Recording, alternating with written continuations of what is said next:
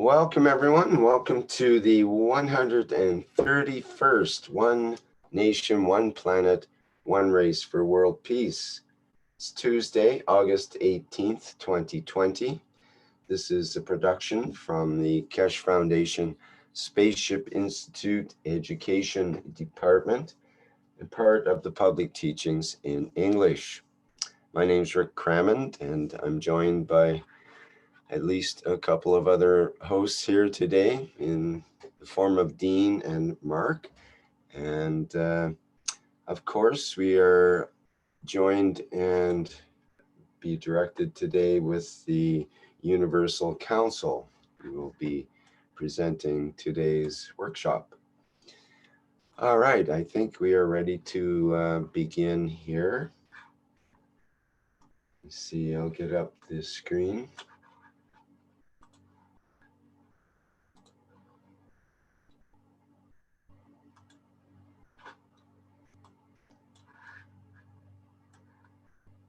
And do we have a member of the Universal Council to direct today's proceedings?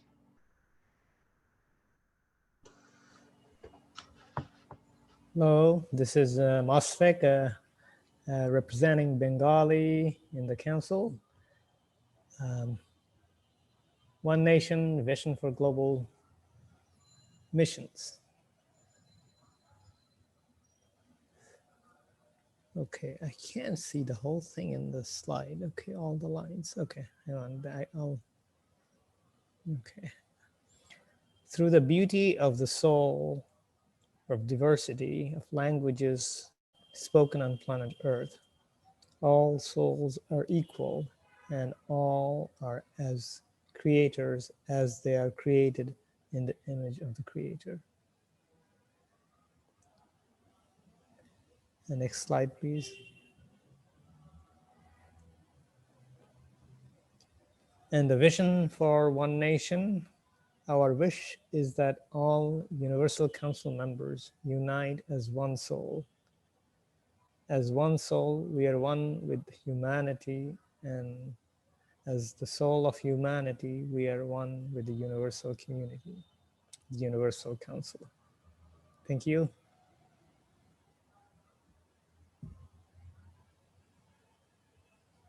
Next slide, Rick, please.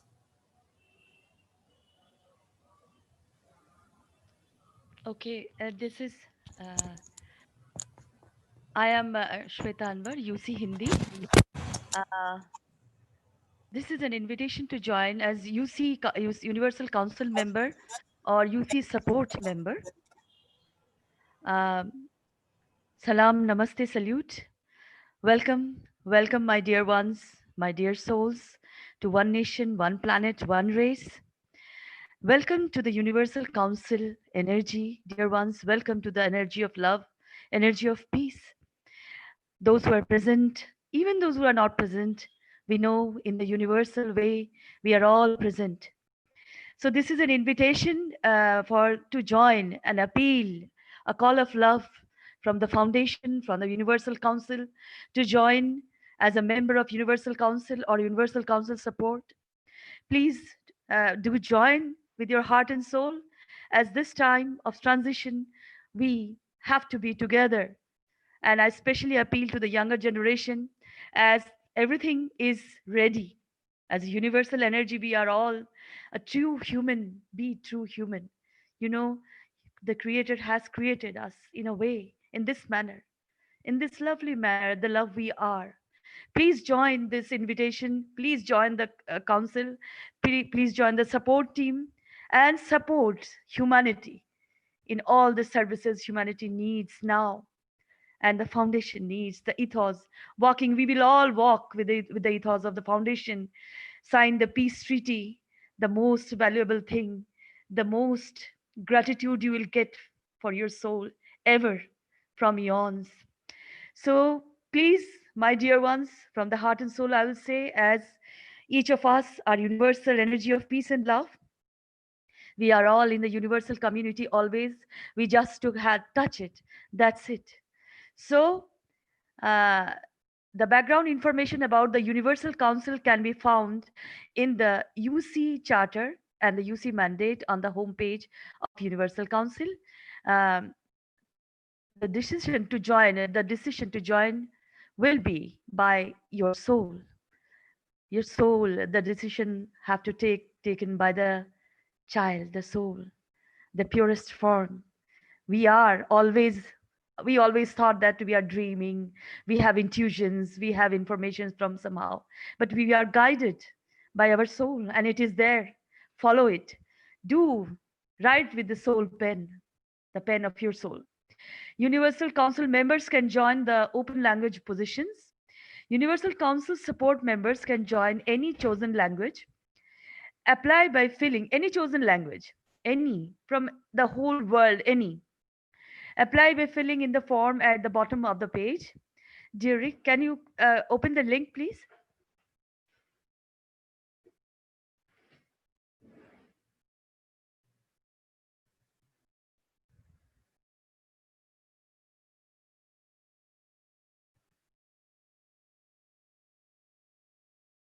Okay, it's opening. It will take a little time. Apply it with your soul and heart. And the new generation, everything is going to be new again. Everybody is included. Every soul is included. This is the Universal Council page. Please go through the peace treaty. Take the responsibility from your soul. And this is the Universal Council page. The color is so beautiful. Please go through this page. The mandate, the soul charter. You will get everything your soul wants. And rise the pillars of the dome. Rise to it. Rise to the vertical of it. Be the vertical pillars. So this is the page. Go through it, please. Everybody, my dear ones. This is the time. This is the only time to transit. The bridge is open. As the guides and the sages, the sadhus, the Sufis says, ascend. This is the application, my dear ones. Please fill it with your heart and soul. Come and join. Everybody is welcome. Welcome. The foundation is welcoming everybody. And with your heart and soul, please join. And the young generation must come out and join, sign the peace treaty, take the responsibility.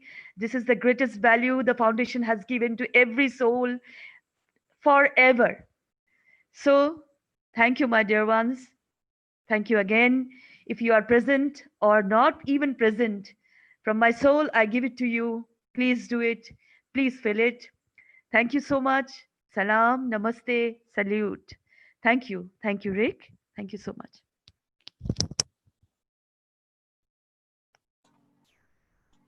Okay, I'll also post that link in our chat here so that people have it handy. Yeah, of course. Thank you. Thank you.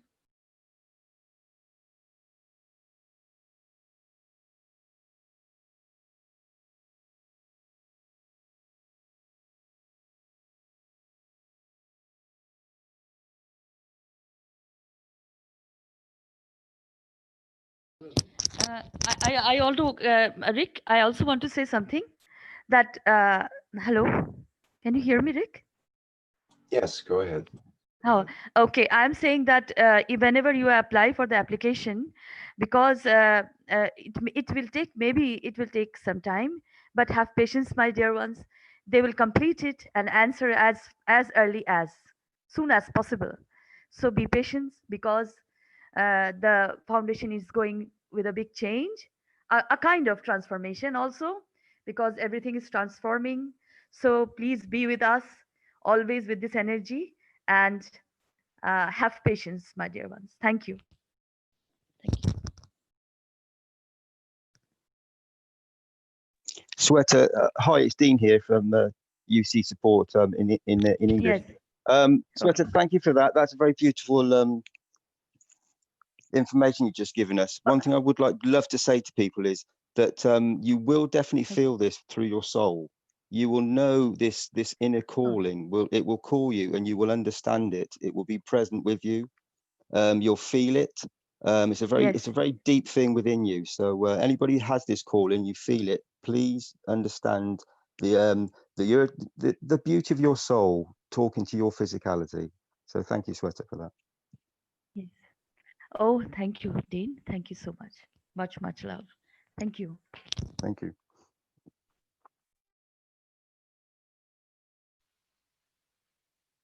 We can go to the next slide there, Rick, in the presentation.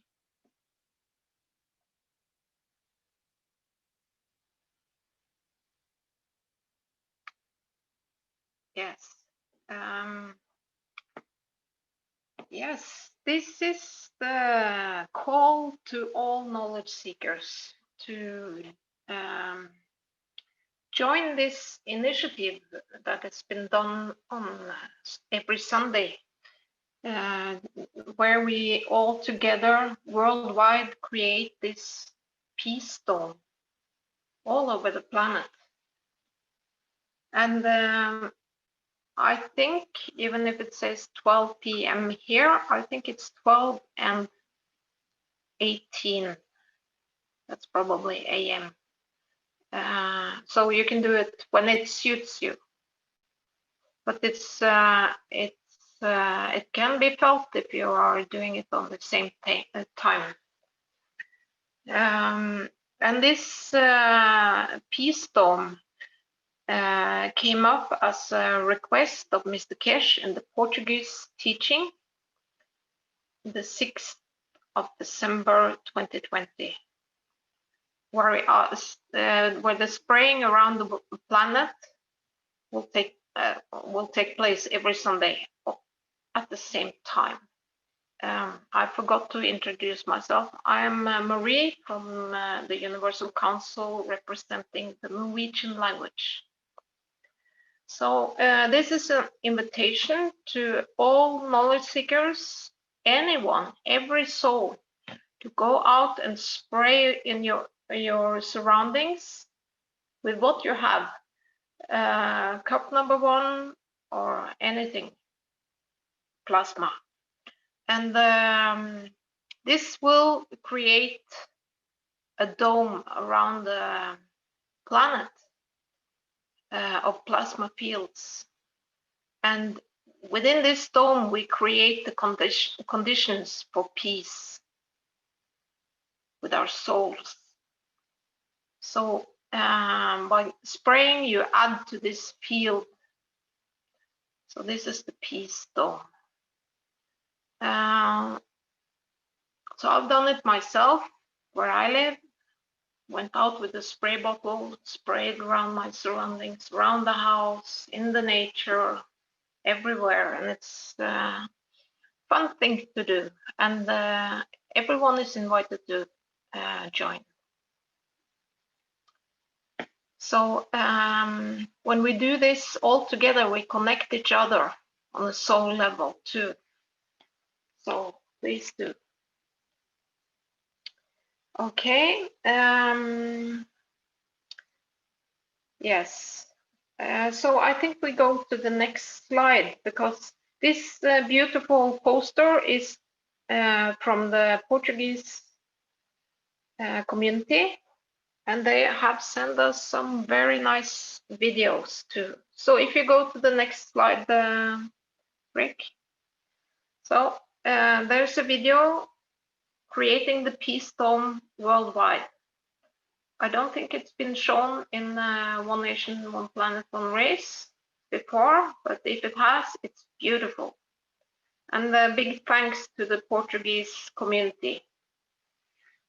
So let's play the first video, Rick.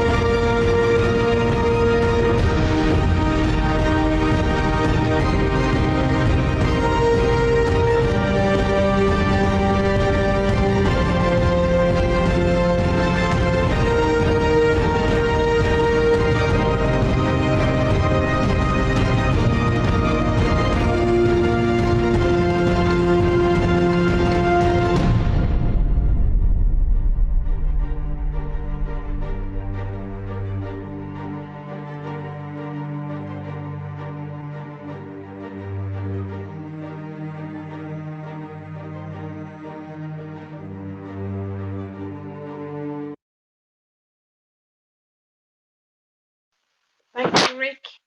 Isn't this beautiful to see all the knowledge seekers all over the world doing this spraying? I get really emotional. So this is an invitation to everyone to, let's go out on next Sunday, all of us, at 12 p.m. and 18 a.m., I think.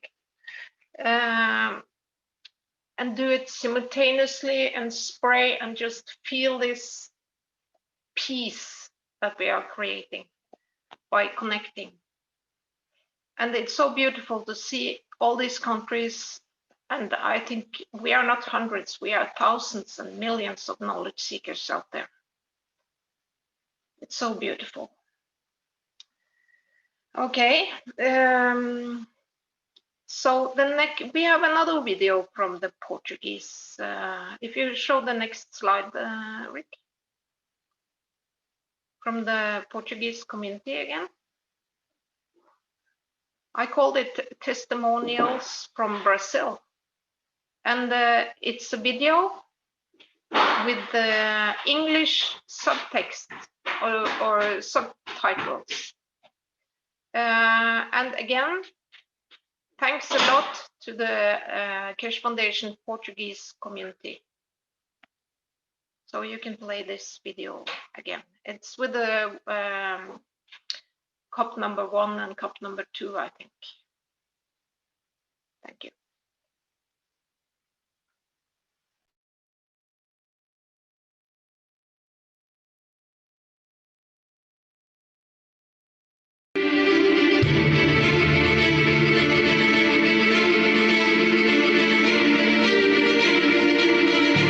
دولتی تصمیمشون رو بگیرن. ما در بالاترین سطحی که امکان داره در حرکتیم.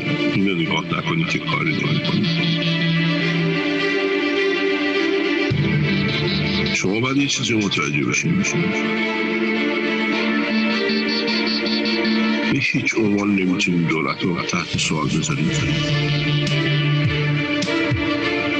به هیچ عنوان نمیتونید ملت رو تحت سوال بذارید.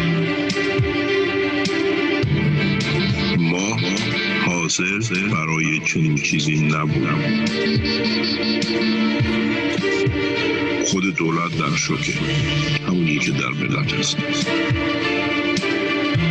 وظیفه شما همون دانشجوهای عکسای کشورش اینه که الان ما باید هم پشت ملت باشیم هم پشت دولت. ضعف در هر کدوم از بین بردن ایران میشه. ضعف در این پشت ملت باید هستیم، تعداد زیادی میمیرن. اگر پشت دولت اون هستیم دیگران میخورن. برای همین مرزی وارد.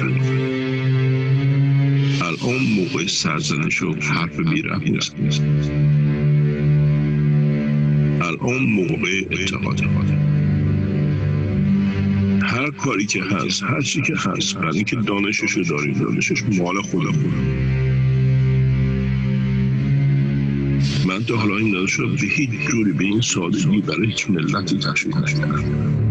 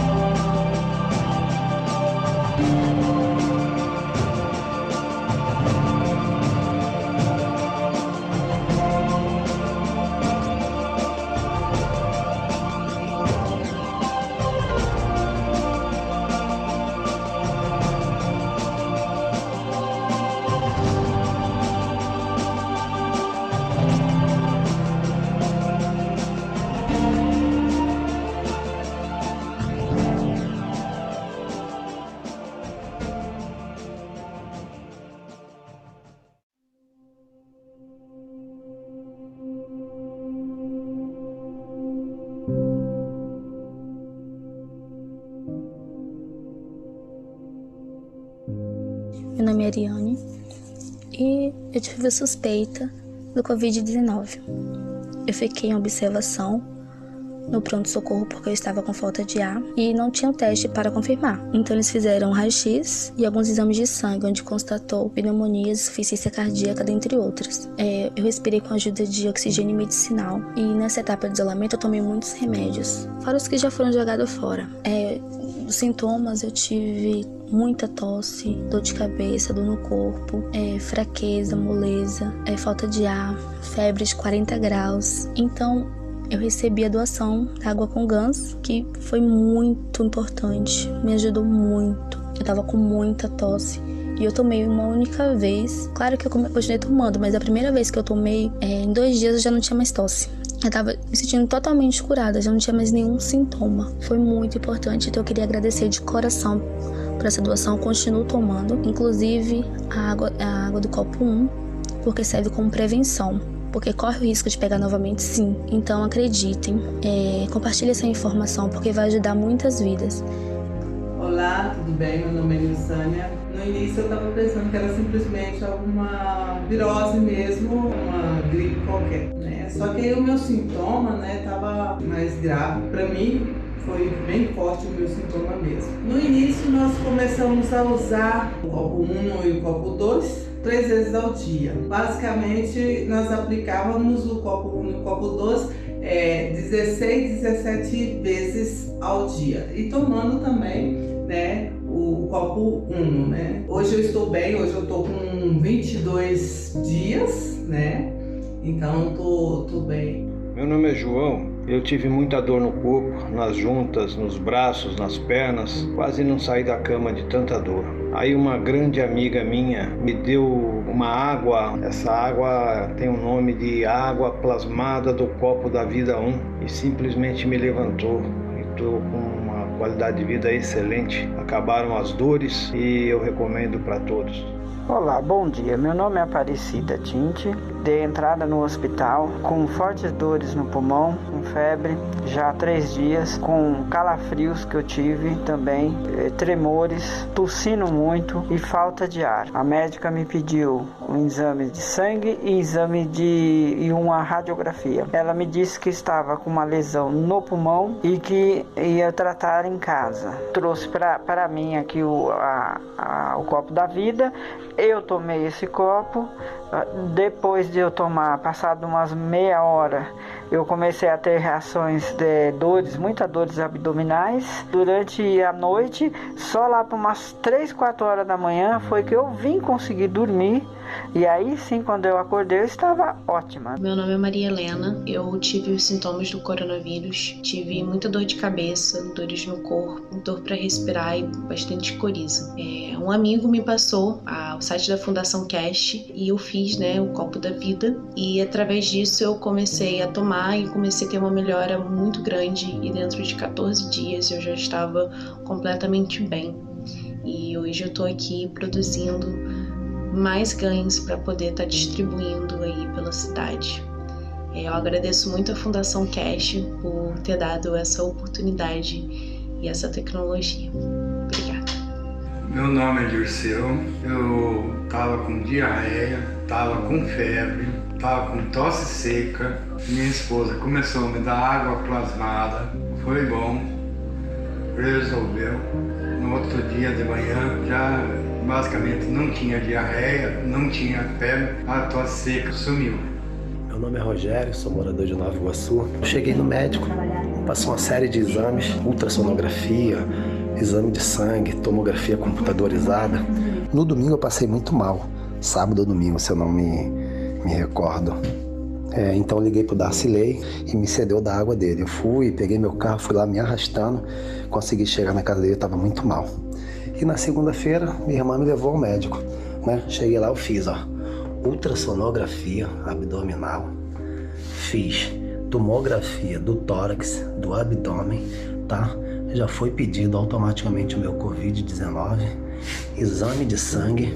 Eu vou acreditar nessa tecnologia Keshe, que é um copo, uma vida, e tá aqui, para vocês verem. Esse aqui é o copo número 1, o gancho está aqui no fundo. Esse é o número 2, que eu iniciei meu tratamento na segunda-feira. E olha, minha recuperação foi absurda. De 100% que eu estava, eu fui a 10%. De segunda para terça, na terça-feira já estava em uns 70%. Hoje eu estou excelente. Meu nome é Adalgisa. Eu fiquei doente o mês passado. Eu tive gripe, garganta inflamada, sinusite, perdi o olfato, paladar.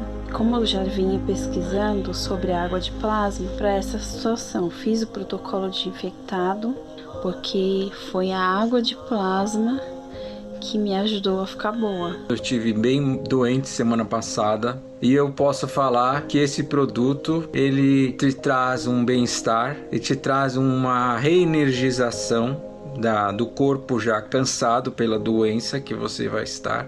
No caso, estava com febre, dores no corpo, né? Cansaço, que ela trouxe uma melhora instantânea quando borrifada no meu corpo e quando eu ingerindo aqueles copos de minutos a minutos, que eu estava bem debilitada, minha esposa que me fornecia. Eu também tomei a água plasmada, estava com alguns sintomas também, febre, dor no corpo, muito cansada, mas eu estava bem melhor que o Marcelo. Eu tomei a água, me senti bem melhor, dei para os meus filhos também, a gente utilizou aqui em casa bastante, né? Foi muito bom, o Marcelo melhorou muito, tá ótimo hoje, né, amor? Eu acho que vocês devem confiar no tratamento e tentar fazer. Eu fui diagnosticada com CID B34.2, que é infecção por coronavírus, tá? Fiquei muito mal, fiquei sem apetite, dor no corpo, muita dor de cabeça, garganta infeccionada, me sentindo muito indisposta, uma febre muito alta, um cansaço assim fora do comum. E aí eu conheci uma pessoa que me ofereceu água plasmada que é derivado do GANS. Ela me ajudou muito, tá? Eu me sinto hoje muito bem, tá? Eu fiz uso dela por uma semana, ainda continuo tomando. Eu me sinto totalmente aliviada dos meus sintomas. Meu nome é Adriana Fagundes. Eu estive com Covid, estava de noite com dor de garganta e tive um pouco de febre, calafrio, usando a água do copo 1, do copo 2 para borrifação, e eu não tomei nenhum analgésico, tomei nada. Só tomei realmente as águas do copo 1 e eu notei que melhorei muito. Amanheci sem tosse, não estou com tosse, mas eu notei que com a tecnologia Keshe minha vida melhorou. Só gratidão. Muito obrigada a todos. Obrigada, senhor Keshe. Meu nome é Raquel, sou do Maceió. Comecei com Covid com sintomas leves, a garganta incomodando bastante, na hora de engolir senti ela muito seca e leve dor no corpo. Então comecei a tomar e a borrifar. Depois dessa fase comecei a sentir uns incômodos no pulmão, na costela, né, na costela esquerda, no final da costela. Comecei a inalar o plasma da água e a dor passou. Então assim, estou muito bem e só tenho a agradecer. Gratidão à Fundação Keshe, gratidão a Mr. Keshe e a Raíl. Só tenho a agradecer a Deus por essa bênção. Eu estava esperando ver como é que ela ia ficar durante o dia para te dar notícias, mas ontem, desde que eu borrifei fazendo o teste, que parou de aumentar, né? Aí ela foi só borrifando. Adolescente, você sabe como é que é, né? Então ela não quis colocar a toalha. Aí eu falei com ela para ir borrifando. Então ela borrifou ontem à noite e hoje o dia inteiro. E quase que já sumiu as manchas, né? Bom demais.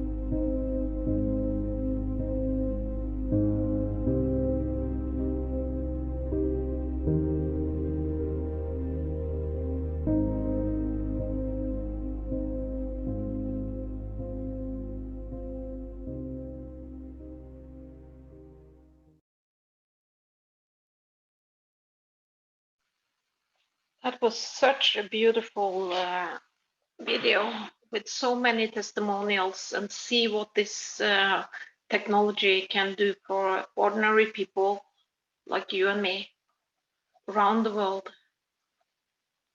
And again, thanks to the Keshe Foundation Portuguese community, which made this video, and how important it is to see, to create work like this that shows how this technology is working, because it really works. Oh, it's fantastic. And thank you to Mr. Keshe, who gives us this knowledge freely. It gives this technology to the whole humanity. And it's for us to use it. Conhecimento compartilhado pela...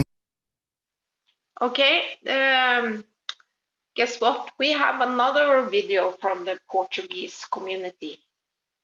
And that one is an animation. And it's first I didn't notice it, but when I looked at it, it's just fantastic. And I hope we can translate it to many languages, because it's really, really beautiful, really beautiful. And I will thank Rafael Texteira from Brazil, the KF Brazil, and his Portuguese community, because this is really great work. So please play the video. Conhecimento compartilhado pela instituição científica Keshe Foundation através de voluntários brasileiros. Neste vídeo, queremos apresentar uma forma de combater o Covid-19, uma tecnologia disponibilizada livremente pela Fundação Keshe, criada pelo cientista iraniano Mehran Tavakoli Keshe, que pode ser produzida em casa com materiais de fácil acesso. Vamos primeiro conhecer o Sr. Keshe. Filho de cientista, cresceu em uma casa onde os assuntos giravam em torno de tecnologia, ciência nuclear e especialmente radiologia, que era a área do seu pai. Formou-se na Queen Mary College, Universidade de Londres, como engenheiro nuclear especializado em controle de sistemas de tecnologia de reatores, iniciando uma série de pesquisas em tecnologia espacial, novos sistemas de energia, agricultura, novos materiais e saúde humana. Também publicou 3 livros: The Universal Order of Creation of Matters, The Structure of Light e The Orange of the Universe. A Fundação Keshe foi criada para aprimorar suas pesquisas, preservar e divulgar suas inovações tecnológicas com o objetivo de serem usadas para a evolução e paz no planeta. Sua sede mundial localiza-se na Áustria e possui 8 fábricas de suas inovações tecnológicas em vários lugares do mundo. Todas essas tecnologias partem da observação e utilização dos campos magnéticos e gravitacionais que se formam e interagem entre si do mesmo modo em todo o universo, seja numa galáxia ou nos átomos que formam as células do nosso corpo. A energia que move toda a matéria é a interação dos campos de cada partícula desse universo. E assim, nêutrons, prótons e elétrons se mantêm em equilíbrio e movimento pelas relações dos seus campos no minúsculo átomo. É a mesma lei que explica a estrutura e o funcionamento do nosso sistema solar. Os campos magnéticos e gravitacionais mantêm a distância entre o Sol e os planetas, estabelecendo assim seus movimentos de rotação e translação. Quando se juntam e interagem de uma forma dinâmica, formam o que chamamos de plasma. O Sr. Keshe buscou, dentro da tecnologia do plasma, na qual vem pesquisando nos últimos 40 anos, uma forma de nos proteger da ação do vírus. Ele estudou o campo magnético e gravitacional do Covid-19 e, a partir dessas informações, criou o que chamou de um copo, uma vida. Um reator simples que produz plasma, também chamado de GANS, gás em estado nanossólido, a partir de água salgada e metais como cobre, cobre nanorrevestido e zinco. Quando colocamos água potável em contato com o GANS, ocorre a transferência de campo dos GANs para essa água, o que faz com que o vírus perca sua força e se desligue da célula infectada. Esse processo drena a energia do vírus e o erradica. Para construir o reator de GANs, precisamos de um pote de vidro ou de um copo, uma placa de zinco, fios de cobre, uma bobina de cobre nano-revestida, que pode ser feita com soda cáustica e exposição ao sol, água e sal. Com este material, montamos um reator com uma ligação específica. E após todas as peças estarem em suas devidas posições, adicionamos uma solução de água com sal que varia entre 10 a 15% de concentração. A partir desse momento, as peças em contato com a água salgada fazem uma interação de campos onde começa a produção de GANs e aminoácidos. Após algumas horas, podemos observar a formação contínua de nanopartículas no fundo do recipiente e a formação de gordura na superfície da água, o que seriam os GANs e aminoácidos que posteriormente serão recolhidos e lavados, onde ficarão em contato com a água que bebemos.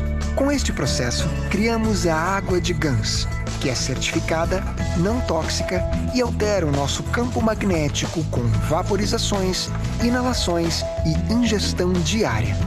Além do uso humano, essa água higieniza o ambiente e altera o seu campo, por meio de vaporizações, tanto a nível doméstico quanto em áreas públicas. A tecnologia da Fundação Keshe pode ser implementada rapidamente em cidades, impedindo a propagação e transmissão do vírus em aeroportos, escolas, instituições, hospitais e transportes públicos. O uso da água de GANs em um hospital no Irã, na cidade de Mahalé, deu origem à certificação científica, onde 200 pessoas infectadas foram curadas e o hospital ficou livre do vírus. Mahalé possui 50 mil habitantes e, após o uso massivo da água de GANs, a cidade ficou imunizada. A ciência da tecnologia do plasma abre novas fronteiras para a evolução. Estejamos abertos ao conhecimento que irá revolucionar a relação da humanidade com a vida, a energia e o universo. Essa é a tecnologia espacial desenvolvida pela Fundação Keshe, compartilhada de uma maneira simples para salvar muitas vidas. Veja como isso pode ser feito nos links a seguir, onde o processo é explicado com mais detalhes. Faça seus reatores um copo, uma vida e compartilhe este vídeo para multiplicarmos esse conhecimento.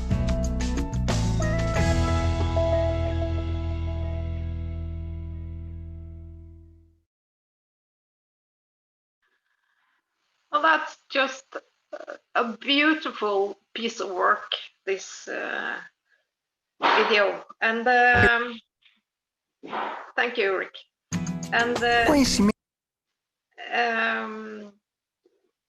yes, so there is a lot of activity in the Portuguese community, and I was thinking that we have communities all over the world, and please, if you do work like this or anything, please send it to the Universal Council so we can expose or put it on this one planet, one nation, one race, so everyone can see, and to create a lot of activity. It's so beautiful. Oh. Okay, Rick, I think we are, you can just click through those because I had one slide per video. Next one. And next one. There. Okay, so if you have anything you want to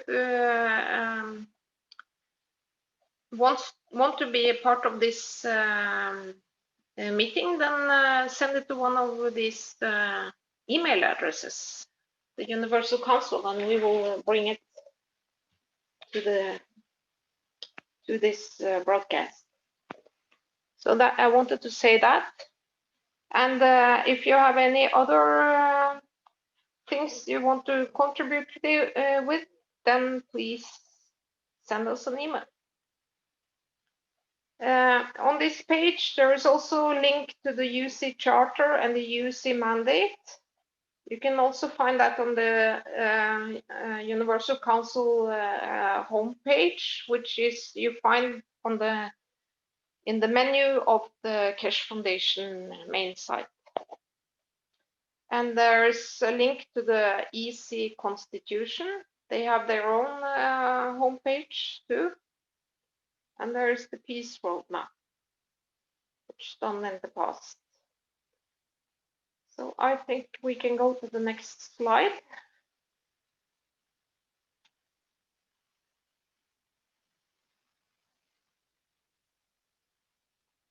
Yes.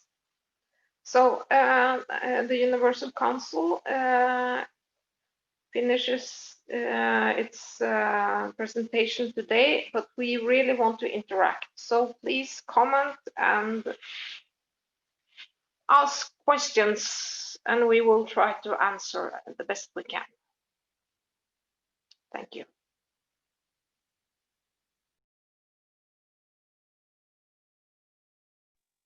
Maria, it's Dean here from the UK. The presentation from the Portuguese there, the animations and everything that they've produced is so wonderful, and it's so beautifully done that it touches your soul, and it reaches out to the souls across this planet, and it should make every soul, every person that sees this understand the true beauty of this nature and what's actually happening here across this planet. This information and this technology is here to save lives and to save all these beautiful souls that need our help right now. And this information that the Brazilians and the Portuguese have produced is outstanding work that we can never thank them enough for what they've done for humanity through learning this technology and this knowledge and then sharing it like they have. And everybody on the UC and EC and the whole of the Keshe Foundation, we thank you very, very much from our souls for what you've done for us. Thank you. Yeah, I agree that it's a beautiful work. Beautiful, beautiful. So, anyone have any questions or comments to the presentation today? I'll remind the attendees they can put up their virtual hands so we can recognize you and allow you to speak.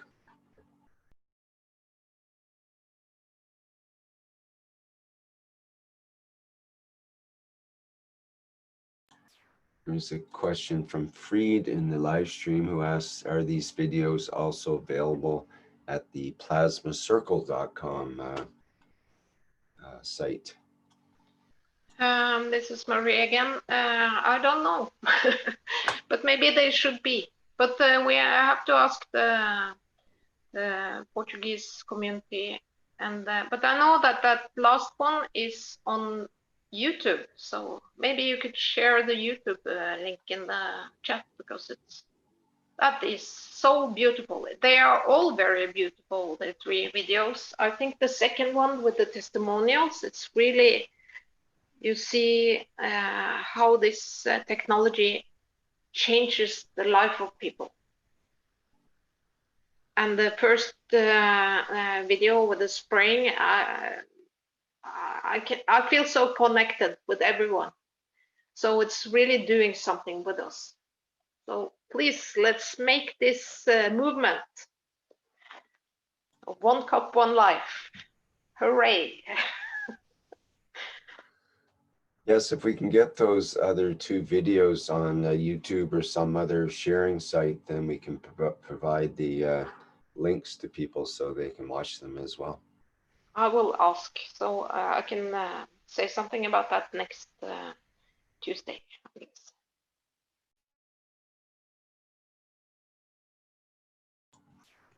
Maria, it's Dean again here. The one thing I would love to say to everybody as well about the UC and the charters, the mandates and everything, there's very, very beautiful knowledge contained within those documents. And any soul that reads these documents will be enlightened. There are many, many things included within them that will resonate with your soul and make you realize many things and give you many beautiful encounters with your own soul by just by reading those words, because there are very, very powerful messages within those words that many people on this planet should read and should learn from. It will help you immensely in all your doings and things you need to to be a balanced human being and to be peaceful with yourself and with everybody else. They're very, very beautiful words. So I'd like to thank again the UC and everybody else involved who came together to actually bring that information forward, because it is very extremely beautiful knowledge.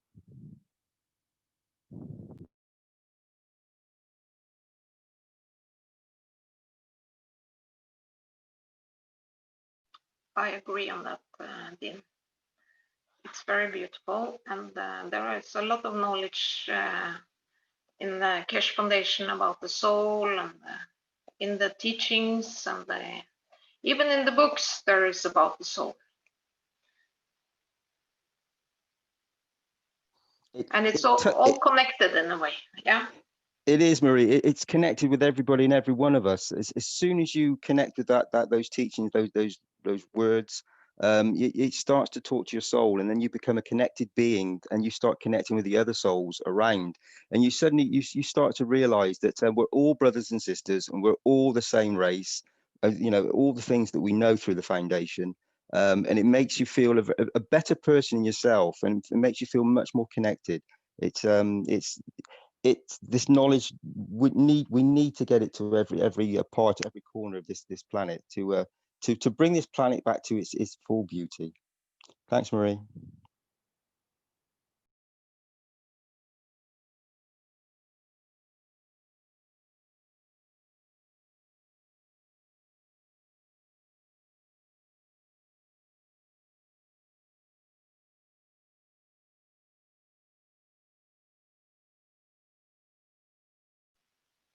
I also think that this last animation video, it's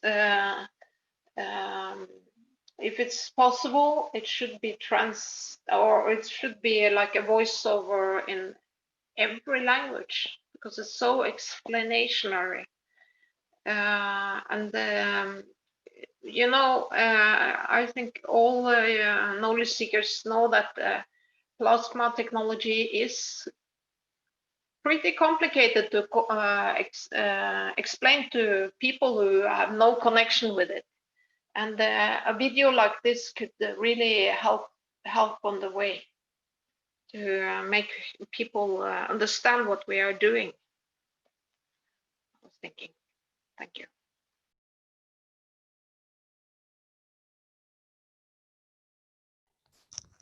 Yes, Marie, exactly. Thank you. Thank you for sharing this beauty. The translation will help many to understand. A quick understanding, as you said, how to understand. It will be a quick understanding, and which is very needed this time. Thank you. Thank you so much.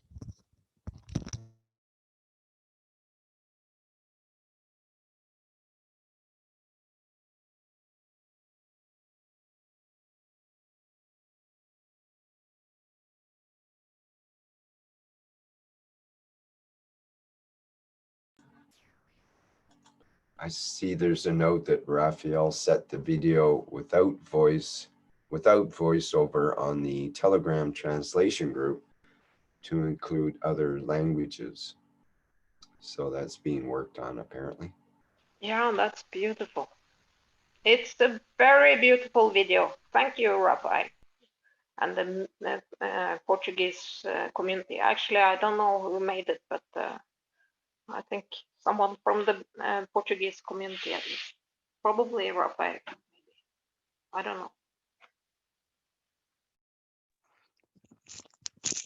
know. As Doug has just mentioned, please, anybody out there with whatever talents you have, we're all given a gift on this in this reality. We're all given a gift, and you all have such beauties. It would be lovely if you all shared them, brought this forward in the same way that we've just been shown, to spread this knowledge and this technology. So if you have any gifts, and I know each and every single one of you has a gift, please use it to its full beauty to help us to spread this knowledge and to save many lives and to enhance people's lives on this planet, to bring them into full balance and in a beautiful way, to help and serve as many as we can. Thank you.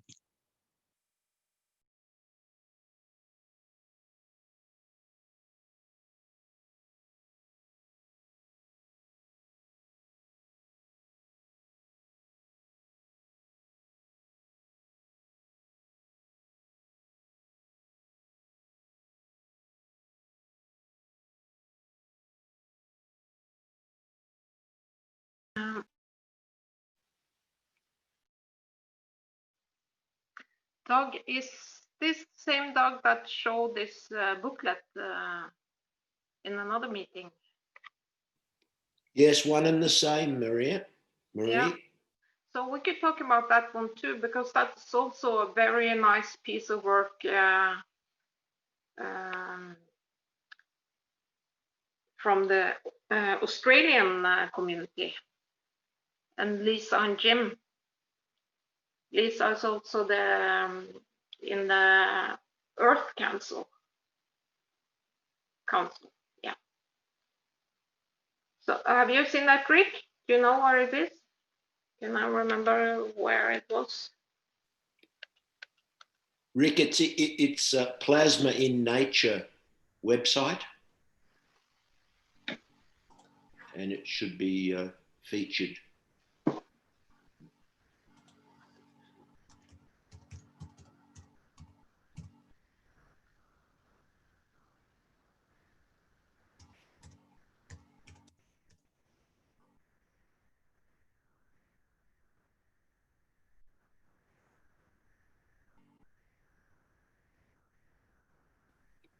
The title is Understanding Plasma.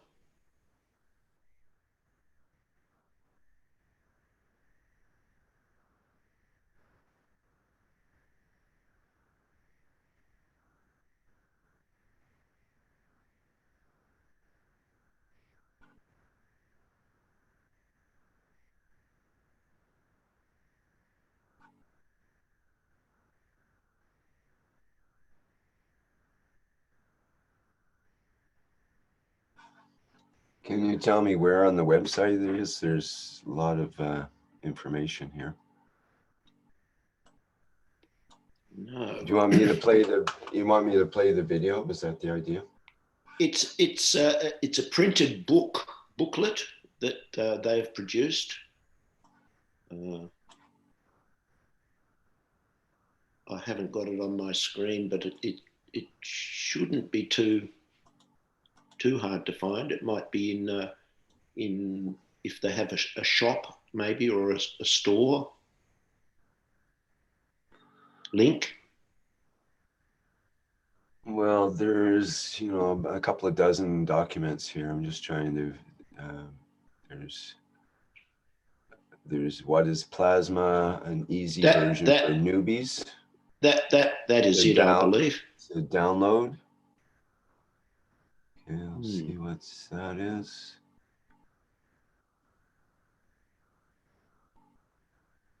Document explaining the basics of plasma for basic understanding. I guess that must be it.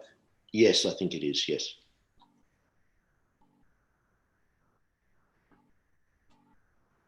Okay. Let me see if I can get that up here. Oh, I see there's, oops.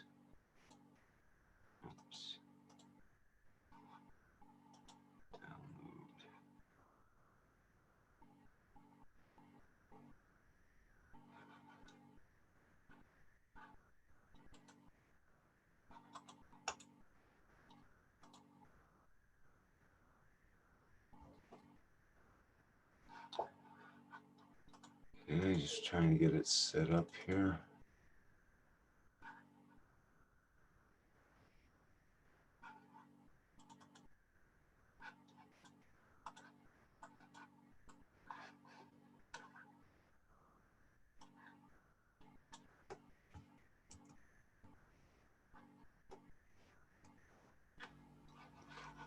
Okay.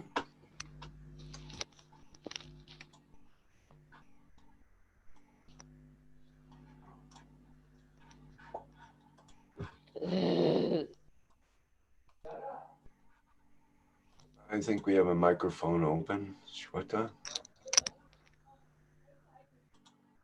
we go. Thank you. Got it.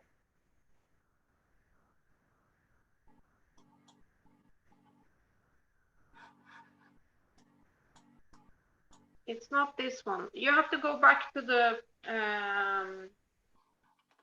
shop, and there are some pictures, and there is a book, second picture in. Okay, let me get up the website. You can direct me because I have not a clue what you're talking about. Okay, so Let's see if I go all the way. I found it.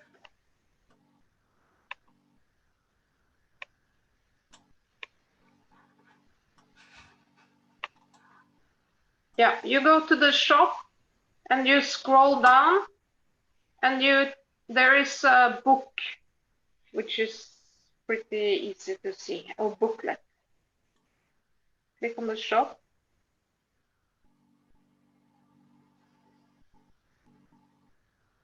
And you scroll down. And not the first picture, but the second picture in the second row. There's a booklet. Yes. So, Doug, could you explain what we are? Click on the picture. Yeah, just by way of background, Lisa and Jim are actually highly educated teachers, and through their work with this technology, Jim has produced remarkable work in the agricultural field, and that is well known to Mr. Keshe. He is working behind the scenes, producing teaching material for farmers and so on. Excuse me. And he and Lisa is also a teacher, and she has been working for some years with plasma and with ganses, producing various beautiful products. They are part of the Keshe Foundation manufacturing organization, and this booklet was produced to explain plasma science in conjunction with the scientific paper that recently was published by the Plasma Times, to help people understand in a condensed form what the scientific paper is saying in very complex 186 pages of very detailed data. Within the booklet, Introduction to Plasma Science, GANS Technology, there are references to various parts of the scientific paper, so that if people look into the scientific paper, they will find various results from tests and so on.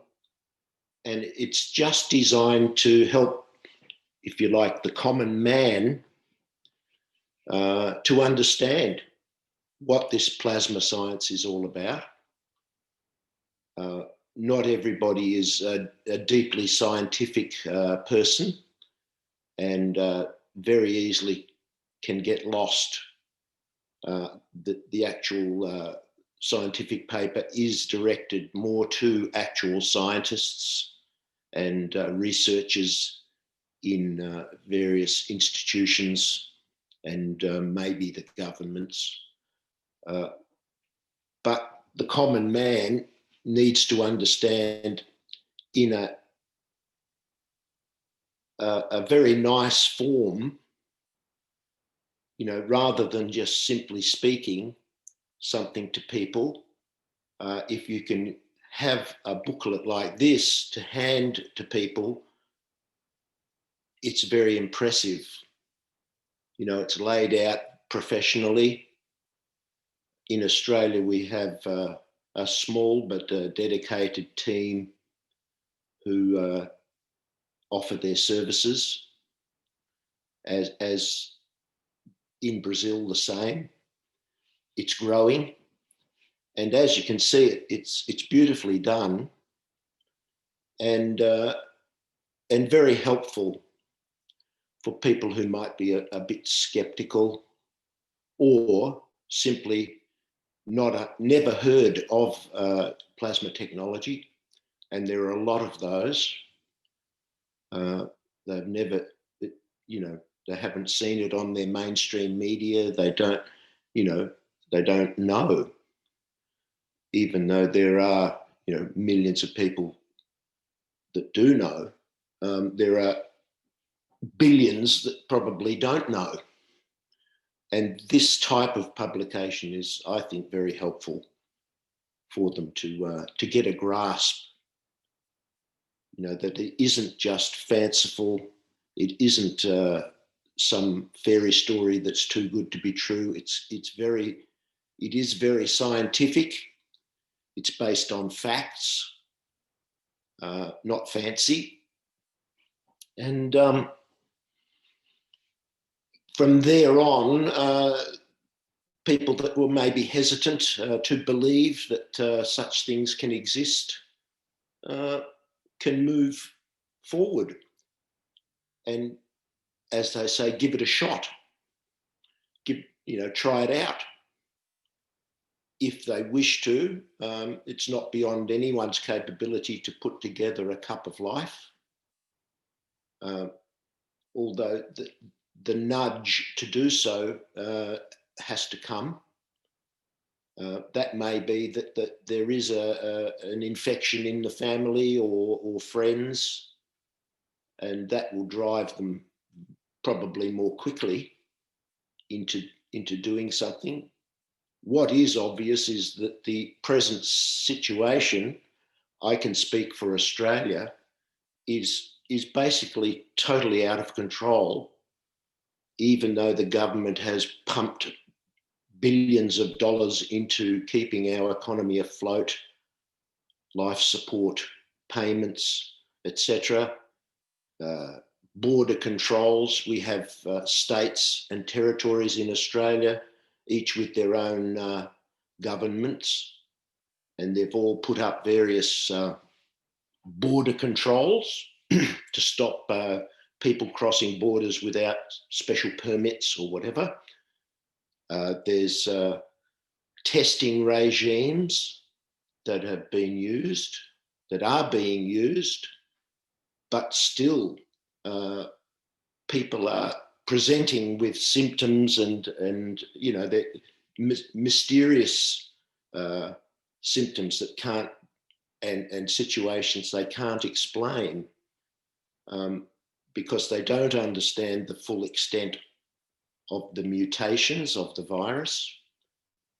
So the governments are, as Lisa, I had a conversation with her recently, and she made a comment to me which I thought was relevant. She said, governments are reactive. Politicians are reactive. They are not proactive. They only wait for an opportunity to gain some credibility with their constituents. They don't dare stick their head out ahead of time. When they see there's a groundswell, they then take the credit. They come forward and say, we're prepared to do this or that, but it's always reactive, never proactive. So by spreading the knowledge at the grassroots level, at the doctors with the doctors on the front line, and the general public as much as possible, that groundswell comes to a head, and you'll see then probably the governments will say what they will say for the photo opportunities that they are looking for. As they do when projects are finished, they are there to cut the ribbon and take all the credit. That's fine, doesn't matter. But it's booklets like this that will help, the common person to understand what we are talking about in a readable, concise way. And I think it's a beautiful work. Any comments on that? Doug, it's Dean here. Yeah, it would be lovely to see this booklet given out to many different places all around, you know, universities and hospitals and all sorts of places. Also in workplaces. There's many places across the industrialized world where people produce pamphlets and booklets, and they're given to people and handed out for industry to use within the industries that they're working within.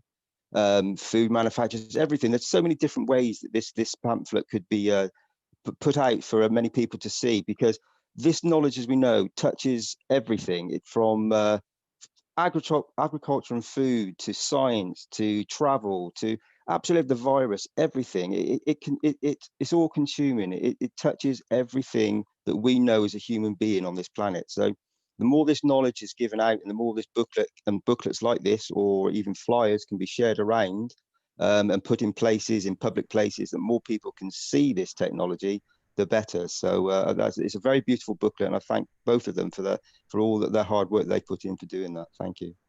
Thanks, Doug.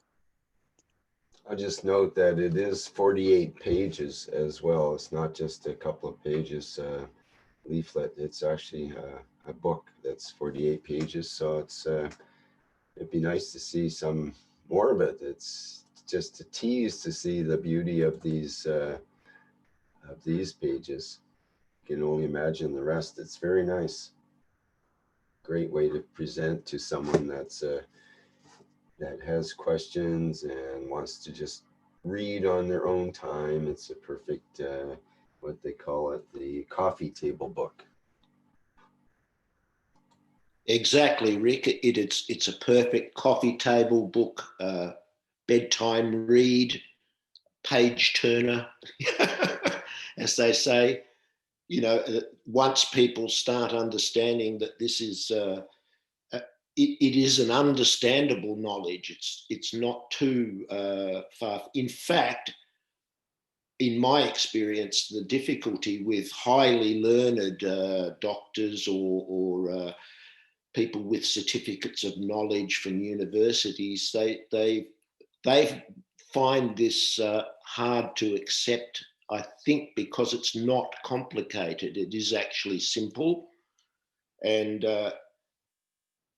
the expression "too good to be true" comes up when I speak to people, you know, or I can see it in their expression and in their eyes. we can't solve all these problems so simply, but you explain to a child and they'll understand. So it's you know, and a common man, a person in the street, people are not as silly as some people in higher places think. You talk to people and that they do a lot of research, and have been lately, because of everybody's in lockdown, or many people are locked down now, and they're not being distracted by going out to all the fun and games of society. If they have the internet, they're researching, they're looking, they're finding out, they're starting to think clearly, much more clearly than they have been in the past, about the whole situation the world has been working under. You know, they've all been just busy paying their bills. They've all just been busy chasing the dollar, chasing, you know, the next product, keeping up with the Joneses, and so on, keeping up with fashion trends. And that's still there, but I speak to people and they're educating themselves. They're starting to broaden their minds, and many can see that even with all the efforts and the closings of borders and the social distancing, this virus is still progressing through society rampantly. And it's obvious all around the world, and the figures speak for themselves, and they're a fraction of the reality. So, you know, when you can offer people something so simple, I think the best example is the Brazilian presentation of testimonials, where, you know, people simply drink the water. They simply, you know, over hours or at most days, they become completely free from the symptoms of this virus. And, you know, nobody, I find anyway, unless it actually hits you close to yourself or close family, you know, some people would like to think like an ostrich, they bury their head in the sand. It doesn't really exist. It doesn't affect me. It's not in my backyard. So I'm not really that pressed to do anything about it. But you know, that has to change, because the situation is constantly changing. It's cranking up, as they say, every day. And booklets like this are part of the process to help people understand. You know, and it is a beautiful book, and you're quite right, Rick. It's a lovely book to read. It reads very well, and you know, and possibly people would read it once, twice, you know, just to absorb, because it doesn't put people off with too much complicated scientific jargon. It's written in plain English, and again, Lisa and Jim are actually teachers. That's their background. So, you know, they're quite experienced at how to make complex things, or things that could be complex, more simple. And, you know, I've listened to them. We have meetings here, and I've watched and listened to them, and they are very, very competent at presenting the knowledge of the Keshe Foundation to people. And, you know, they're very patient also, because they understand, you know, when the time is right, the time is right. And, you know, they don't rush into things. They're not as the word is, rash. They're not rash people. They don't just jump in and do things. They think very seriously about what they're doing.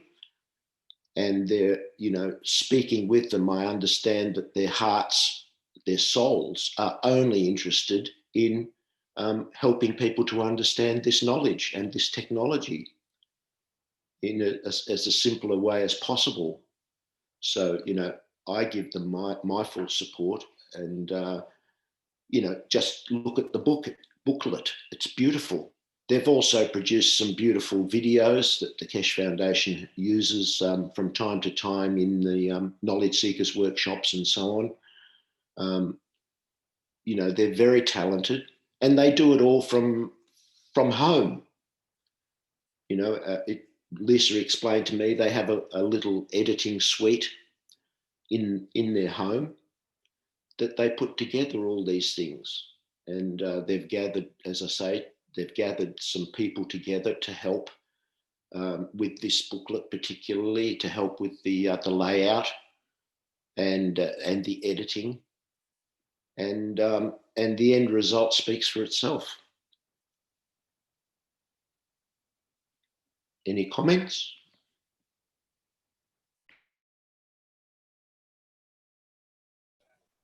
Doug, I would ask, what sort of money unit are you using? US dollars, Australian dollars, or what?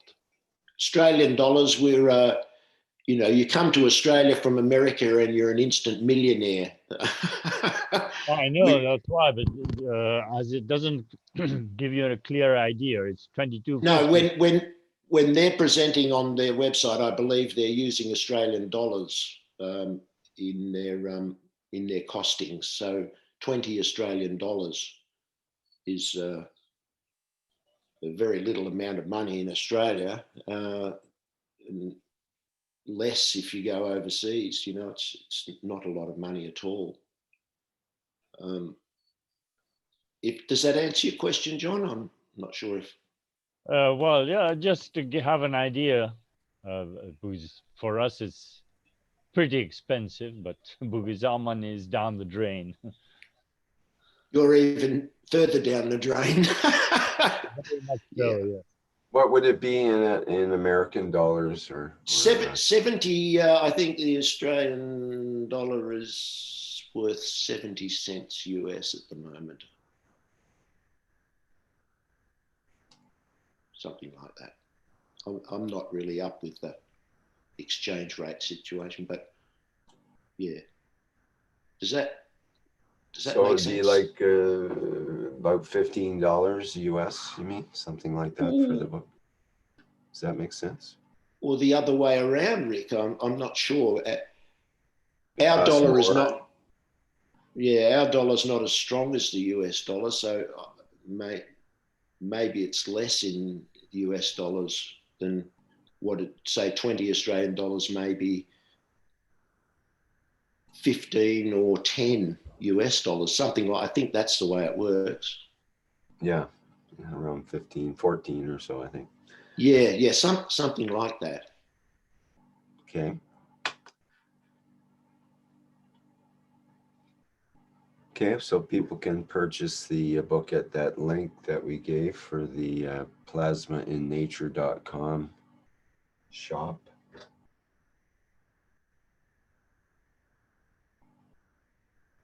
There was a suggestion from Barbara. It'd be nice to be able to purchase a PDF version so that we may print it.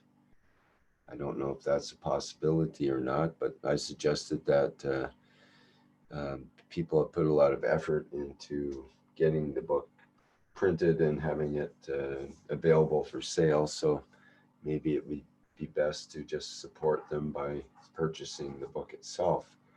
But that is an idea that would get it out to many people faster than shipping, which is quite slow in many parts of the world right now. Maybe they could consider a paid PDF that would be readable and printable. Of course, if the PDF is printable, then people will print a bunch of copies and possibly sell it and so on. That's where we get into some issues.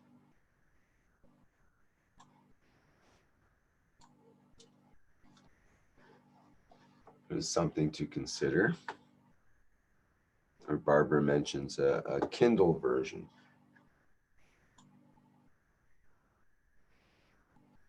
I will talk with Lisa and Jim at first opportunity, because that has been mentioned previously, just recently, and I'll see what they have to say about that, because it as I say, it's their baby, and I don't see any reason why it can't be presented as an e-book through Kindle or any of the e-book platforms.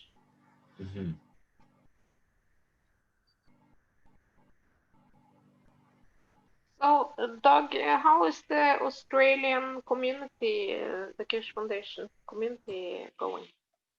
Yeah, we're going along quite nicely. As a whole, our country is starting to feel the pinch with the epidemic, with the coronavirus. But the Keshe community here, by comparison to some countries, our population is quite small, but there are some seriously dedicated people producing their cups, sharing the knowledge, particularly in what we call hotspots.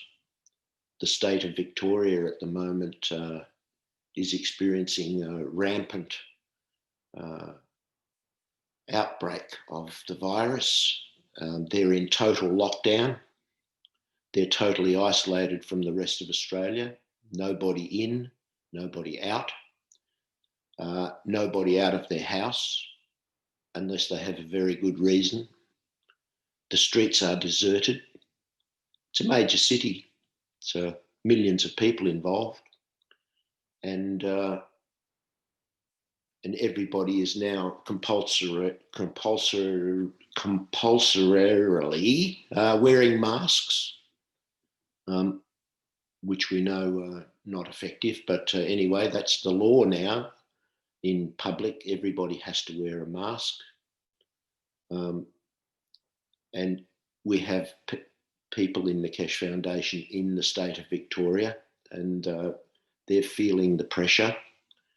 They're communicating with hospitals and various doctors, and you could say politicians. We've done a extensive email out to all levels of government with the scientific paper, and the silence from the government is deafening. As I said before, they're reactive, not proactive. And as we know, we're sort of in the knowledge that there are other hidden agendas behind the scenes, and there's money to be made in this crisis. And seems very sad, but people are more concerned with making money, getting a slice of the pie on higher levels of our society, and the common man continues to suffer. So yeah, generally, Marie, we're progressing along.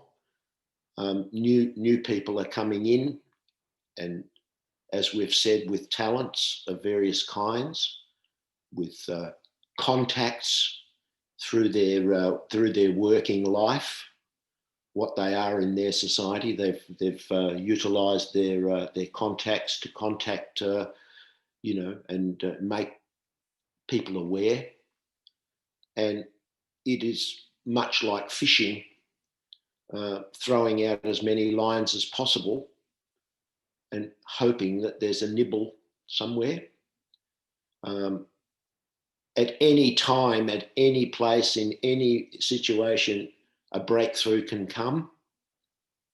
It's if you put the information out as much as possible, as broadly as you can, somewhere someone will bite, will take up the process. That's the way we look at it here. You can't force it down people's throats. It doesn't work. But once you offer them an alternative, an option, some hope, that is the driving force. As Mr. Keshe has said all along, the technology won't be taken by humanity necessarily out of love and out of the beauty of it, but out of the fear of our own demise. So if there, it's pretty obvious we're faced with that situation. The virus is threatening to, destroy the human race and the earth, and take everything with it. So it's sort of strangely enough a perfect opportunity for this knowledge to come in, because quite frankly there is no alternative. They can try whatever they like. Nothing's working. No matter what the agendas are, and no matter what the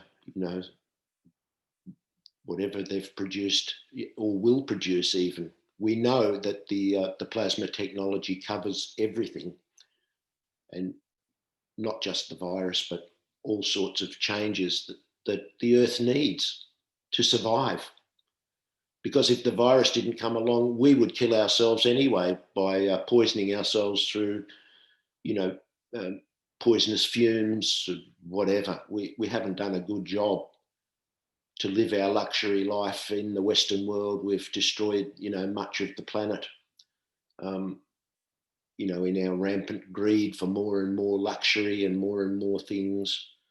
Well, that all has to stop. And I, like all of us here, can feel that the change is afoot. It's happening, because it's a question of survival. You know, that just outside of the virus, there's talk here, you know, many big corporations, mining companies are shifting their stance now towards other things, as a transition, solar energy, wind power, what they call sustainable energy has become it's suddenly in the spotlight. And, you know, big power stations and so on are no longer in vogue. So I can see the change, but we are talking about a planet with 7-point-something billion inhabitants, of human inhabitants. And, you know, I think it's a big ask. I think Mr. Keshe is performing a miracle in the way he's teaching and what he's doing to change the course so quickly, from hundreds, if not thousands of years of destruction and so on, into a peaceful planet. And we are his arms and legs in that work, the knowledge seekers. We are the heart, the foot soldiers, for want of a better way of putting it, that are going out and spreading this knowledge. Mr. Keshe is giving us the tools to do the work. And, you know, it's brilliant. We're all doing our bit. We're all starting to realise our talents can be used. People are coming on board. And that's the way plasma works. It just spreads its fields throughout. Even the simple spraying process that we were seeing that I do on a Sunday, it has a great effect. We don't know. I've got reactors in my house. How far did the fields go? You know, how far is that affecting? You know, is it just the room that I have them in?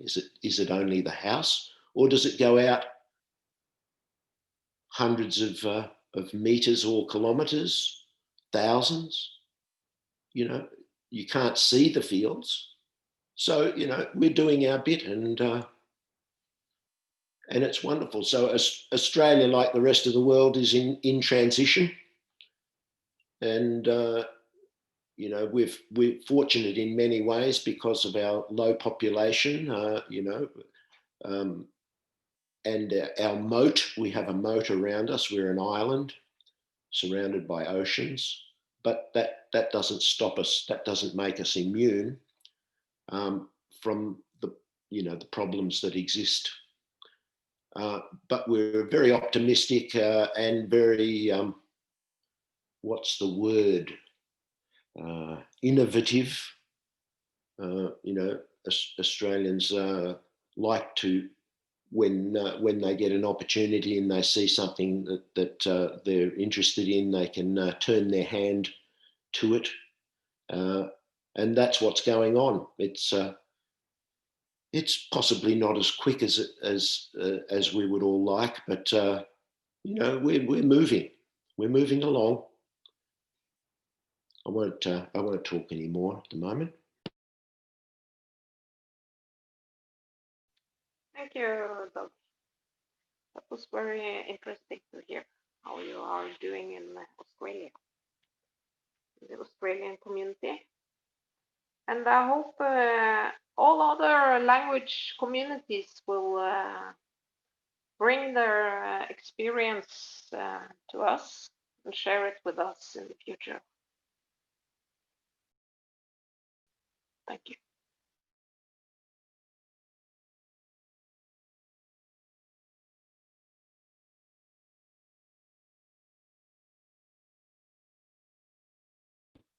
I must mention also the Indigenous people of Australia, because as we've seen with presentations out of Brazil, there's a great effort to go to the Indigenous people in remote areas I'm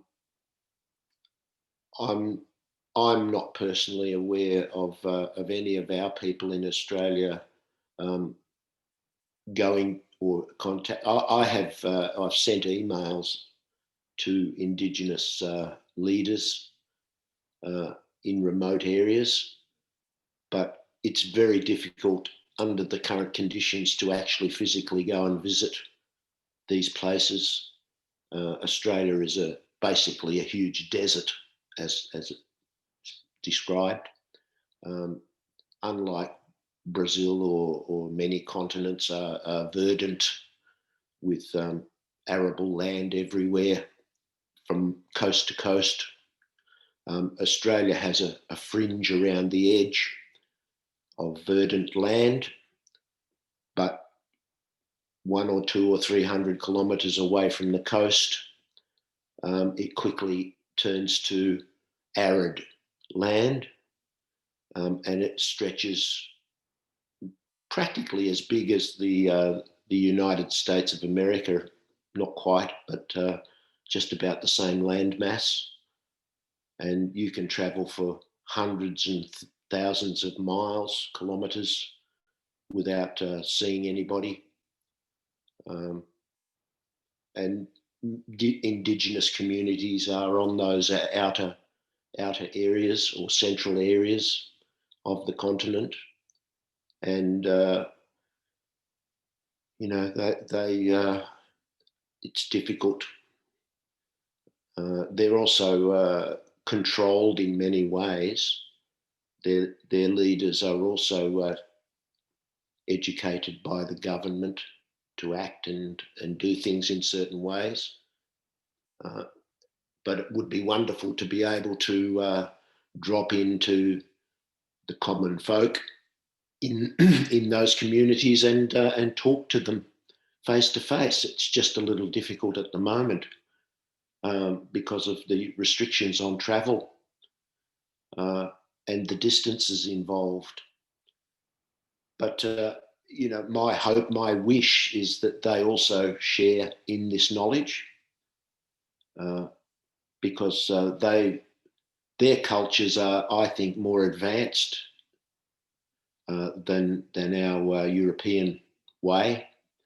They've lived in this land for thousands and thousands, if not, who knows, time immemorial. Yeah, it's really, I like the color, everything.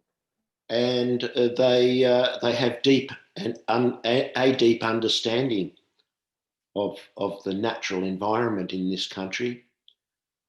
So you know, that's a wish I have, is that they also participate in this process, just like the Brazilian Keshe Foundation is reaching out to the Indigenous people also. Thank you. Thank you, Doug.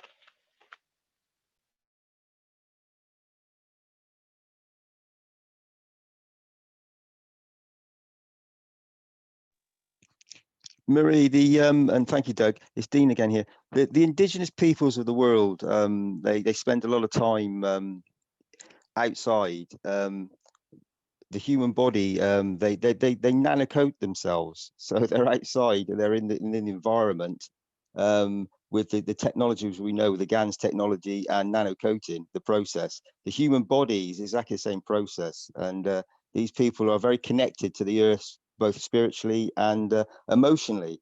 And this vibration, this interaction, interacts with Mother Earth, with our planet, with the soul of the planet.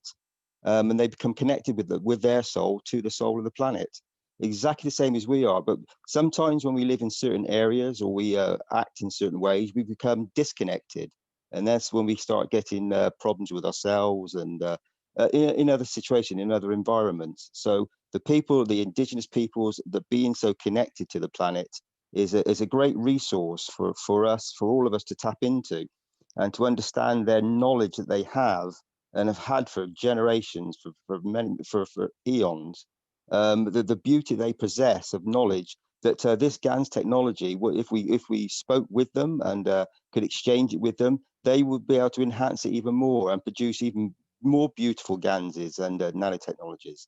It would be a very special moment if these communities could come forward and be connected with this in a bigger way, because their sheer beauty of their souls, that connection, that oneness they have with the one soul of the planet, that then connects all of us together, so that we can then be connected with everything that we should be connected with within the universe.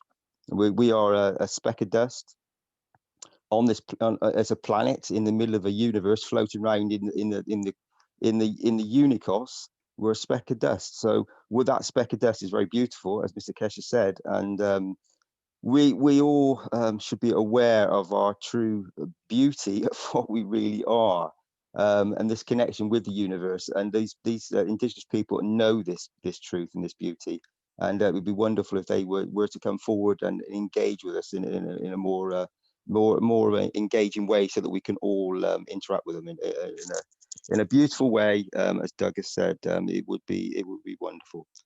Thank you, everybody. If I may add, when left alone, the indigenous people of this continent are remarkably healthy, absolutely in tune with their environment. They don't consider themselves at all the proprietors of the land on which they live. They consider themselves as part of the land, part of their country, as they call it, their country. Every rock, every river, every tree is in their thinking sacred and alive. They don't have prejudices that they are superior and disconnected. They respect their environment far more than we do as European people, and they've lived in that harmonious way for thousands of years, and in many ways have Ganses, because they are Ganses, and nano-technologies they use in various ways, perhaps not sophisticated with bubbling things and glass tubes and coils, etc., but just by using fire and so on, they've developed this understanding. So they can teach, as Dean said just then, they can probably teach us a few things given the opportunity to add to the knowledge in vast ways, because that when we as European civilization interfere with their lives, then they become victims of the system and its products. They eat terrible food. They are subject to all the medical contrivances in the name of help, but they succumb to disease very quickly, and have since Europeans first settled in this country. They there's two sorts of societies in the indigenous people. There's the people that still live traditionally in certain places. They still their culture is intact, and then there's this dislocated, very deliberately dislocated population of indigenous people who are struggling now to find their culture and try to learn some of the old knowledge of the plants. When the European explorers came here, they were starved to death when they ran out of bully beef cans or loaves of bread, and they just died on their expeditions of hunger while they were surrounded by food. But they were too arrogant in some cases to even ask, or they shot any indigenous people that came near them because they saw them as a threat. Those that did interact with the indigenous people survived, because they were taught how to all the different foods that were actually in abundance, even in the deserts. So, you know, yes, I believe the Indigenous people are an important part of this whole process. They're not at the forefront at the moment, but as time goes on, who knows? Maybe the European culture or the white man's culture will become more humble. I would like to think, and actually start to learn, seriously learn, and share rather than dominate and dictate. And you know, that's the way I see the future unfolding. Thank you, Doug. I'd like to add with the screen share that I've shared here that the Cherokee Nation of Indians, Aboriginals, have actually signed the World Peace Treaty on July 24th, 2017. That would be about 3 years ago. And they are, you know, the first nation outside of the Universal Council members that have signed for the nations of the world that have independently come forward to actually sign the peace treaty, to accept, to lay down all tools of aggression and war. And they say our nation shall never think about getting involved or incite war or develop or use any tools of war in the territory or any other territories or in space.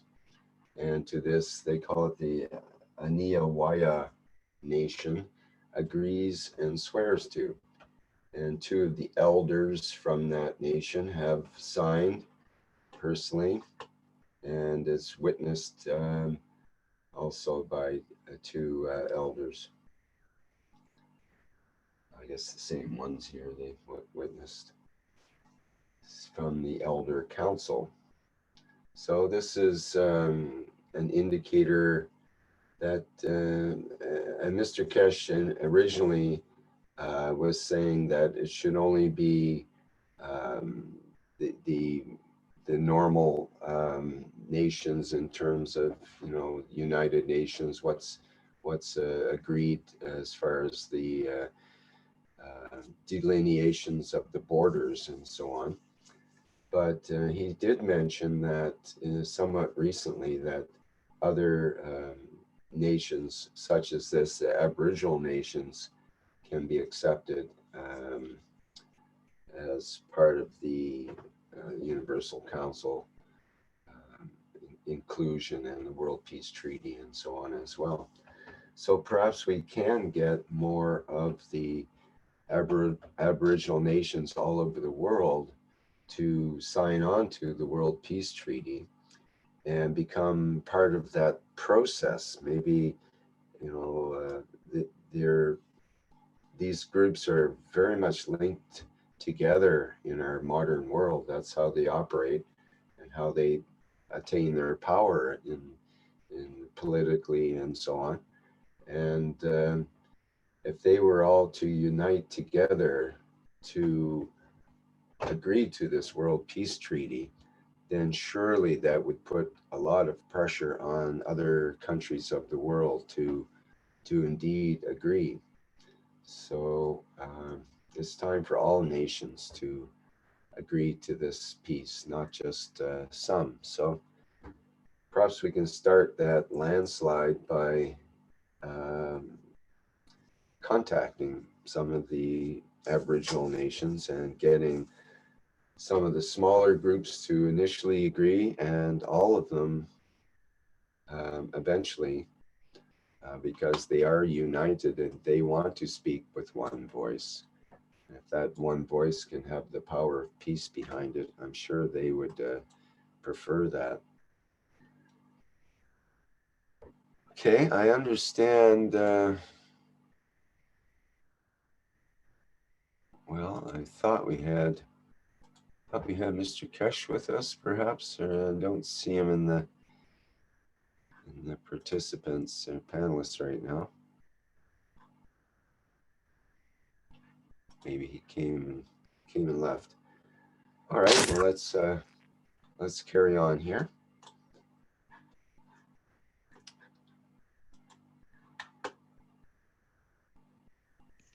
Rick, it's Dean again here. Can I just say that also, when it comes to Indigenous peoples, I think Indigenous peoples are not just in you know, South America and Australia, and they're all over this planet, as you said. Even in Ireland, in Scotland, in England, in centralized Europe, there's Indigenous peoples of all these nations that are very connected and grounded, and have been through the generations. These people have been around and aware of their origins, regardless of where they come from on the planet. They've been in these certain areas for a very, very long time. So those Indigenous peoples are in literally every nation, Austria, everywhere, France, everywhere you can think of, Germany. There's Indigenous peoples in all of these nations. They may look different, you know, the skin colors and things, whatever, but they are Indigenous. China, everywhere, Asia, across the planet. So it would be beautiful if they understood their cultures and brought those cultures forward, and with the technology that is being given out by Mr. Keshe, it would be wonderful for them to engage with their cultures to bring it forward. It would be a most beautiful thing. So thanks, Rick. I just wanted to add that to the conversation.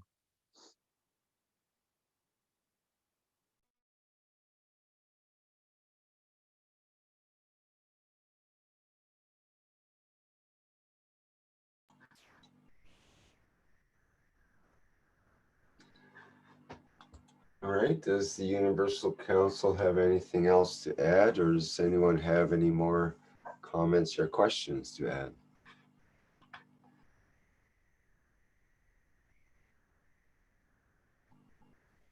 The Universal Council's presentation is kind of finished, but it's interesting to hear from any of the Keshe Foundation communities around the world. So if anyone would tell us more about how it's doing in their area of the world, that would be great.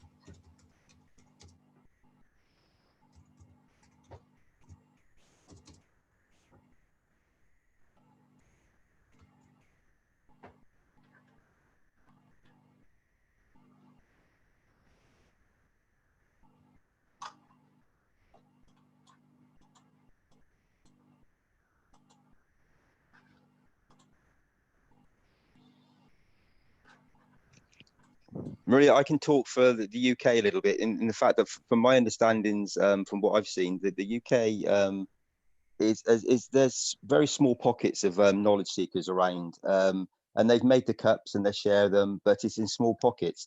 The technology is a slow process in certain areas on this planet. I know certain people's cultures, they find it difficult to realize this knowledge, because they're working within a different structure, different ethos, and a different environment that they've become very accustomed to. But within that structure that they are used to, that is starting to break down gradually through environmental changes and conditions brought forward by certain factors on this planet, certain situations and certain peoples are bringing certain things forward that are not conducive with a beautiful environment. So in places like England, that, as I said, are small pockets, it would be wonderful if the English community in the whole of the UK came together and started bringing this technology forward and actually speaking about it. Instead of just speaking in small little numbers in the background, it would be wonderful if people started to appreciate their own soul and realize you are a part of this whole planet as well. And for every time that you don't say something, you don't do something, you're not only doing yourself a disservice, you're disserving the whole planet. We need to come together as a whole nation and as a whole planet. And it will be, as I said, it would be a wonderful time when this knowledge is freely given and understood by many more people than just a few individuals trying their hardest to bring this forward. It needs many people around to be very truthful and honest with themselves and understand that they have the potential to gain this knowledge and to use it in the most beautiful way to help themselves and their families and to enhance humanity. The British people have always had a wonderful ethos of being able to bring new inventions forward to humanity. They've done it many, many times in many things. So with all the positives that they possess, this will be one of the ones to bring it forward as a new beginning, as someone has just written. Thomas, thank you. And it would be a new beginning to bring that wonderful ethos of the industrialized nations, to bring it back to like the populace, to bring it back to the man on the street, the indigenous person, to bring the beauty back so that everybody receives the same. We're all the same. We're all human beings. We're all creatures of this universe, of this. We're all the same. We're exactly the same thing. We're all souls. We're all beautiful souls, and it's time for each and every soul to stand up and understand the truth, the real truth of what you really are. So England and the whole of the UK, I really wish you would come forward and be a knowledge seeker and start spreading this knowledge to the world, because I know you have many beauties that you need to show more again. Thanks, guys.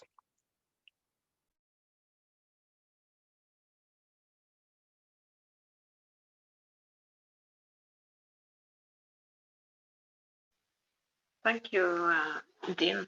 That was very beautiful said. We have to unite as one big family, as one soul of humanity, together, all of us. Hi, everyone. I have a question, please, if I could. There is a question came to me from a person who is, he knows a little bit about our work. And he asked me, is there any presenter for the other creatures? You are speaking in the name of the humanity. Is there anyone speak for the plants or the animals or the other creatures in our Universal Council? We don't have a representative for the plant kingdom or the animals, but they're part of humanity. That's how I see it. So they're part of they are kind of represented by the Universal Council, but we don't have a specific. Do they have a place to have someone to elevate, especially to elevate them, or to see what's their needs, or? Well, I guess we speak about that a lot, about what. Jalal, yes. we are always, when we wish, salam namaste, when we wish, we elevate the soul of all humanity, and this humanity include all beings living. So they are also elevating, you know, even we can say the stones, the mountains, everything. Every condition we are in is elevating in the oneness of one soul. So we are doing this accordingly. So we are not separating anything from any, we are not separating anymore. It is in the oneness of all soul as universal. So this is how we are doing it, always wishing. 24 hours, if we say the time in this time period. So this is how I can. You are considering every being, every soul is attached to Earth, is with a human being. Yes, of course. We are all attached to each other. Always, if we are a being, an organism, a cell, then a tissue, then a muscle, then become an organism. And how everything is joined, everything is together. The whole earth, the whole mother earth is an organism. We are also energies. And all this is surrounding us is energies, and we are interacting with them always. Okay. Can I bring up a And which point, language? though? A point that the Earth is only a very, very tiny part of the picture of all Yes. beings. All beings everywhere includes all beings of the universe, not just the beings of Earth. And it includes all beings, not just human beings, first of all. So some beings may not even have a human form or may not even have a physicality form. And besides that, it includes the vertical people beings and the animal beings and all beings, because all beings means all beings. All beings, yes. So that's something to consider, where if the Universal Council is using language which says humans, humans is different than all beings. So you might want to consider that in your future discussions and so on. Exactly. Maybe that's a good point. Exactly. Thank you.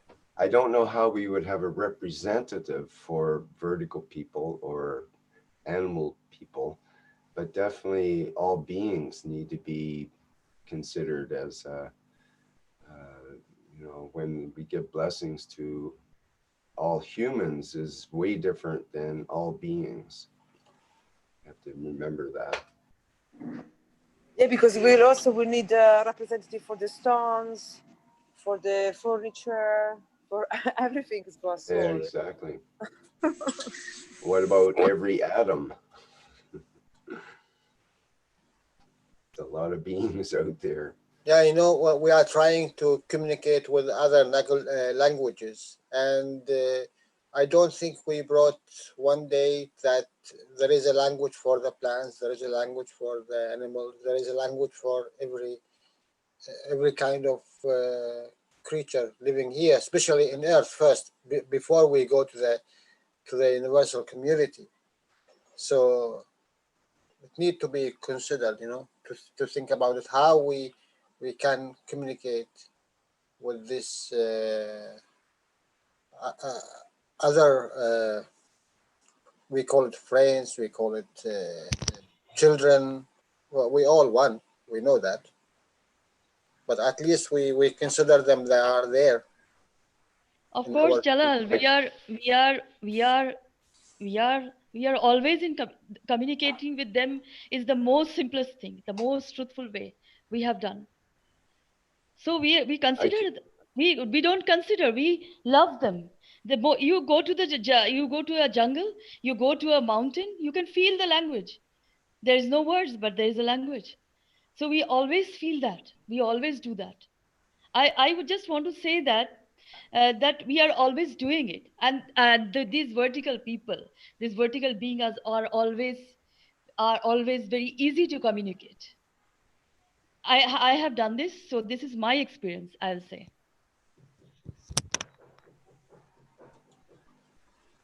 I would like to add also that as I sit here in my house, you know, there are vertical people listening through the kitchen window right outside, and you know, I can't hear them, but you know, when I look around, you know, I think they are communicating with us in so many different ways, creating a peaceful environment, a beautiful environment.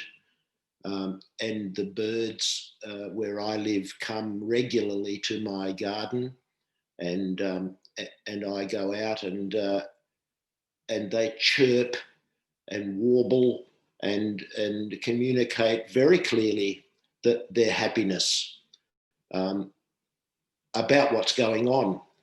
They are not depressed at all.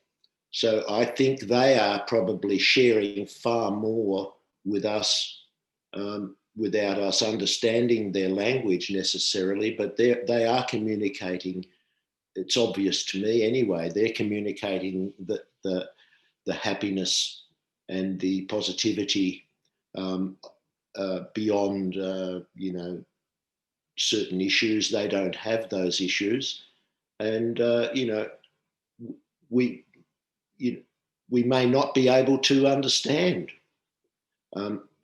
Vertical people communicate, as Shweta said, silently. But it's very obvious if you go into a forest, that there is a strong communication from the giant trees or the various plants in the vertical people population, whispering sweet things into our consciousness, into our soul, and of course the birds. Well, they're just constantly singing joy to the world. What are you worried about, you silly humans? We already understand. We already have this universal knowledge. They have abilities and talents that we can only dream of. We're struggling to come to terms with. They can fly, they can communicate as one in many different things. So, I think they are automatically included. I know they are in my consciousness when I may speak about human language or whatever, but I'm very aware of the animal kingdom. On a sort of a sad note, if you like, I live within earshot of the cattle sale yards in my town, and I hear the voices of the cattle crying, in disbelief that yesterday they were, allowed to graze peacefully in a beautiful field, and it's obvious that they're asking what's going on when they're prodded onto a truck and taken to a hellish place and prodded, and I don't like to think, but as they get closer to their demise, the end of their physicality, it must be quite shocking. They certainly do make it known to me. Others, it's just background. But as my consciousness has risen, my awareness has risen, I'm very aware of listening to these voices. The animal kingdom have voices. The vertical people are, they don't have audible voices, but they do have communication with us, and we have, communication with them if we wish. Again, it's a matter of, do we consider ourselves separate, or are we all one? And I think, I personally like to think I'm one with it all, including the mountains. And like I was saying earlier, the Indigenous people, they consider all of the landforms, the stones, very holy, very sacred, very alive. They have actually recently made, stopped people from climbing up Uluru, which is the giant stone formation right in the heart of Australia, because they saw that as sacrilege. It was disrespectful for people to tramp and put poles into Uluru and chains so that people could climb up and take photos standing on the top of this absolutely amazing rock formation. And, that's something we could all take into consideration. That's talking about talents. Those sorts of talents are what the Indigenous people can offer to us. The understanding through their knowledge that we are all one. The whole planet is one. The birds, the trees, everything, all joined together. Thank you. Thank you, Doug. There is always a call from the nature, they are always calling us. And we are stuck somewhere, ready to communicate every time. The nature is always loving, always caring. The animals, the people. We feel comfortable. Even when I'm spraying in the home, I feel sometimes the energies are blocked. But when I go outside, they accept easily. In love, I can feel that immediately. So this is how in nature everything works, of course, because we are part of it in all love of the universe. Thank you. Thank you.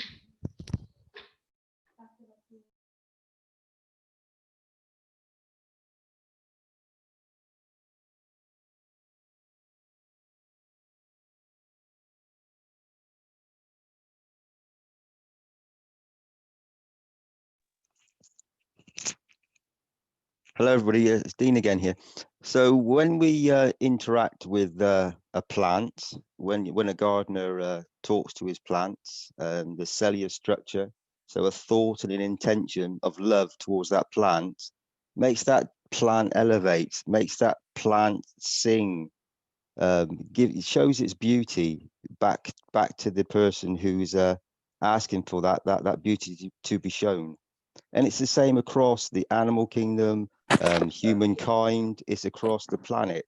When you give unconditionally, and you just want to see the beauty of their soul, then you'll find that the beauty is given back freely, and it definitely enhances and brings a very beautiful condition for everybody on the planet, and particularly for the plants and the animals. And the voice of the plants and the animals is always heard. It's been very strong. It's been in the background and been denied by the industrialized nations, who use it to benefit humanity by eating and consuming. But those plants and animals have been suffering and have given continuously to humanity for a very, very long time. There comes a point where humanity have to understand what it's been doing to this planet, and for it to become back to balance. This, I think, is important now to be understood amongst all human beings on this planet. Thank you.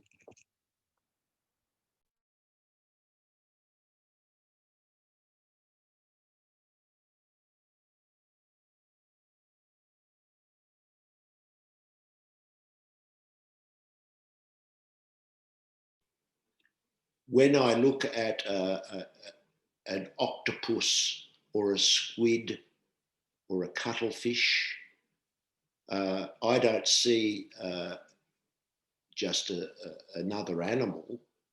I see a highly intelligent, amazing living being that is probably a visitor to this place, you know, because they show so many amazing abilities, and just looking into their eyes, not maybe in person, but even in film, they're looking back. They're thinking. They're you know,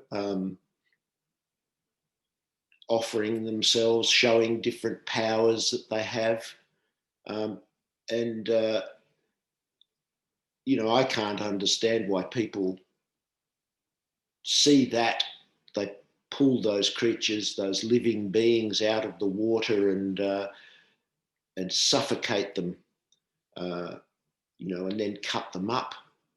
And as they do that, the colours, the abilities, all just as the physicality passes away, they just become a lump of something to eat. But you know, it's obvious to me, and you know, that they are very highly evolved living beings, and you know, there are creatures that live in the earth without which we wouldn't be able to have a life. You know, they work constantly doing their bit. The earthworms and so on, they're in there, and they're doing what they do under the ground. It's you know, it's amazing how we really, like Jalal said, do we really think about those you know, other realms, other civilizations, non-human, that are on this planet. So, you know, it's a very good point, Jalal, for bringing that up. I think it's brought our attention and our, you know, our concentration onto that, because it is very important.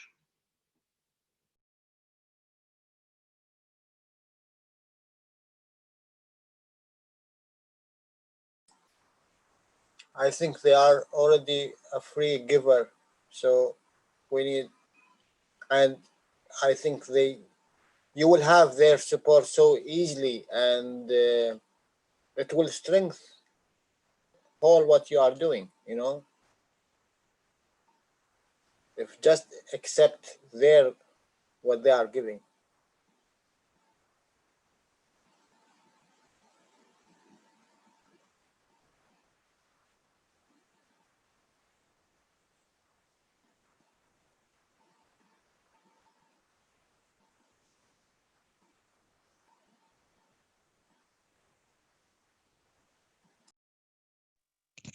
So Jalal, it's Dean here again.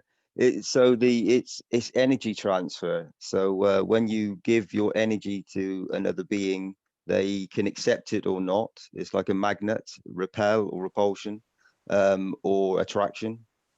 And they can decide on the energy transfer what they would like it to be to receive, and vice versa.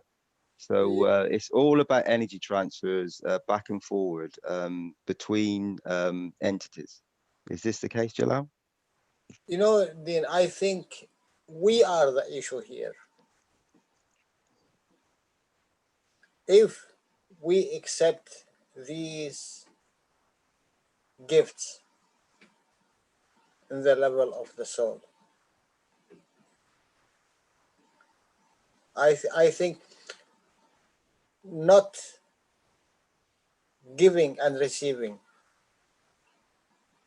just if we accept their existence as a holy souls, we will see them in different shape, you know. We will recognize their energy, their intelligence, and as the teaching of Mr. Keshe, mostly all of them more intelligent than us. But the problem that we do not accept them as what they are. It's our ego, you know, that we are the superior. So Jalal, when we if we go to space, we have no if we have no eyes or we have no physical being, then we become exactly the same. Exactly, we are the same position. Same position, yeah. Yeah, you know, when one of his teaching, he speaks about the refugee. He said, "What if you go to space? You will be like this refugee. You will love someone to make refuge to it, because it's all different energies. If you don't understand what you are doing here and accept it and recognize it, how you will be recognized outside there." Thank you, Jalal. That's very profound, and wonderful to know. This is it's beautiful to hear these things being discussed in the public arena, so people can understand what it really is to be a human being on this planet right now, and to be conscious of our environment, and to be aware of this technology that Mr. Keshe has given us, and the knowledge behind it is so deep and so wonderful that as we know, it's universal knowledge. And this is the time for the universe. It's been speaking to us for a long time, but the universe now is, as Mr. Keshe said, the party is beginning. it's all set and ready and in place. This knowledge now is known. It is many people around the planet are aware of this pure beauty that we've been given. Thank you, Mr. Keshe. Thank you, Jalal. Let me give you one example. This virus, all of the humanity is trying to fight it with all the methods they have, the knowledge they have, with everything. And Mr. Keshe said, no way, you need to understand it and accept it as is and appreciate its existence and see what will happen. He will love to give you from his energy, because he is energy, and this goes to everything. Now what we are learning, if some high intelligent, more elevated being comes and asks you to join him, from my part, I would love to do that.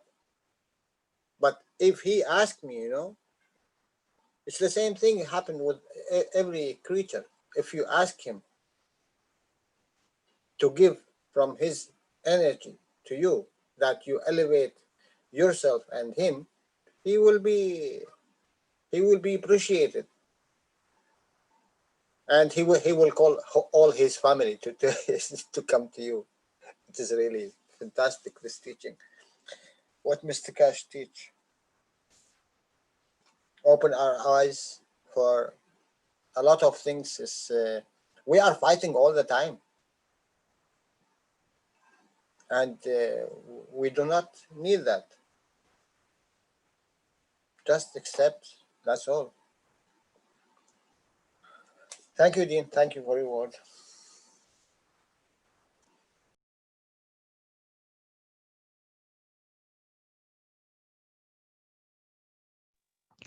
Thank you, Jalal.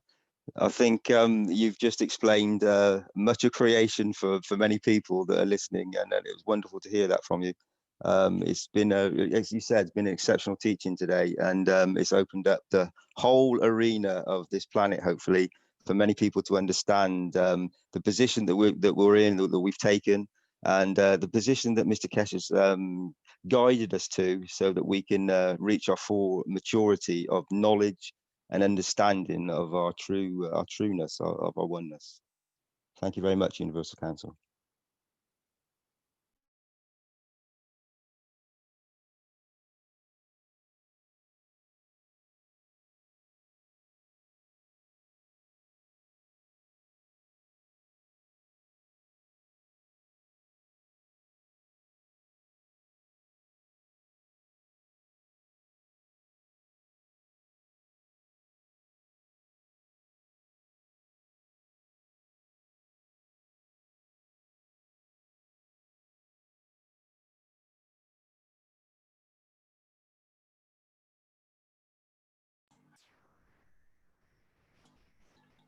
Okay, is that the end of the official Universal Council presentation? Yes, we are finished what we had prepared. Okay. And do we have any more questions or comments from people?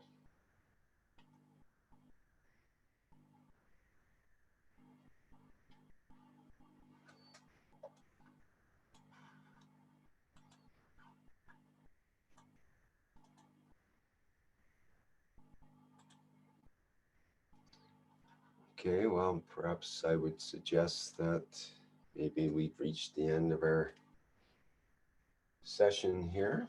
It is coming up in 4 hours, so perhaps that's adequate. It's been such an excellent presentation with the lovely videos that we've seen and the testimonials and so on. Very, very good. Thank you, Universal Council members, for putting that together. Thank you, Rick, for hosting this session.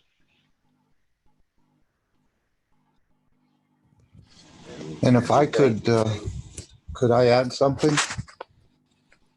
Surely. Funny here talking about the plants, because yesterday I had an experience with a plant or a shrub. Let's see how we can, so you can see this. There's a holly bush outside my house, and it's a very tall and big bush. And next to it, let's say there was another species of bush. It wasn't the same. But the holly plant every year seems to drop its leaves on this much smaller bush. And I've taken the leaves off before, and you have to be very careful, because if you know a holly tree, it has like, once the leaves are dry, and even when they're not dry, they have like very sharp needles on them, like 5 or 6 or so on. So this plant, bush, shrub, small one, was covered, not totally covered, but partially covered with these pointy leaves. And, you know, I was thinking and I've done this before, I've taken the leaves off just so the plant could breathe better or absorb more sunlight. And it's like having cobwebs on you when you work in the basement and you get a cobweb, and you know, the plant doesn't have an arm. It can't really remove the leaves from itself, even though it does move and probably tries to drop them in between the branches. So I started taking the leaves off of the shrub gently, gingerly. And I said to the shrub, I know you have a soul, and I know this is elevating you, but I want you to confirm to me that you're getting elevated by me doing this. And it probably took me 4 or 5 or 6 minutes, and I gently took the leaves off so I wouldn't get poked in the finger. And it just seemed that this time I had more of an interaction, and I felt elevated after I finished doing that work. And I said, you need to share this with the others. And then my monkey brain got in, and meaning tomorrow, this was yesterday, and my monkey, nah, don't share that. But then when I heard everyone talking and about the plants and so on, and I know many people communicate with the plants, it's not, but this time I asked the plant specifically, I said, I want a confirmation that I'm interacting with you. And I feel I received it. And I went away elevated.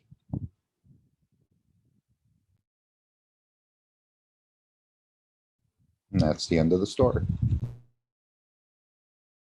Beautiful story.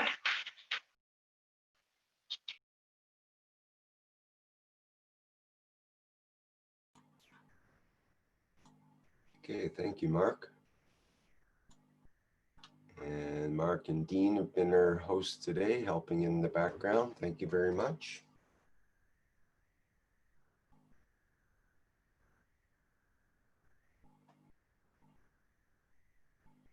Can I propose something for next week, for next Tuesday? Can you hear me properly? Yes, go ahead. Mm-hmm. Yeah, yes, good afternoon, good evening, good morning. I'm the Universal Council representative for the Italian language. Yes, I want to do something this week, but it didn't work out as much, and therefore maybe it's best leave it for next week. And maybe it will be good because we have all time to think about it. So last Thursday, we saw the Keshe Foundation with Kashmir. He presented a really lovely product of the Keshe Foundation to put in the garden, and also to plug into the electric sock for changing the environment.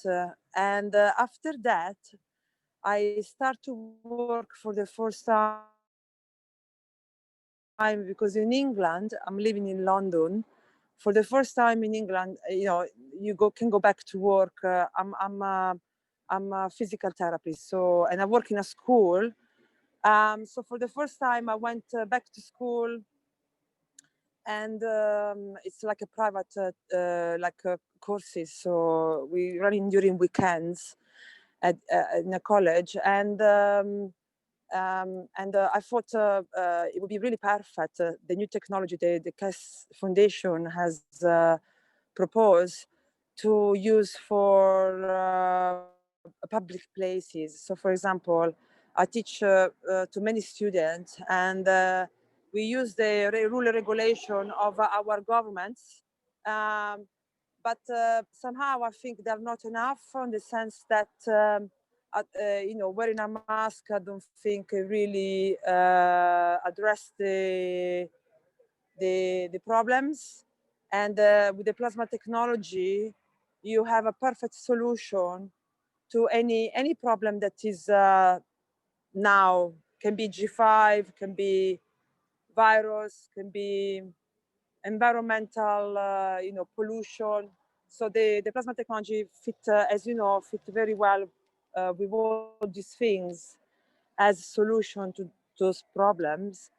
So I was thinking it would be nice if you all agree as a idea, no, to review the product that came out on the Keshe Foundation. And because one of our strategy in One Planet, One Nation, One Race is to support community.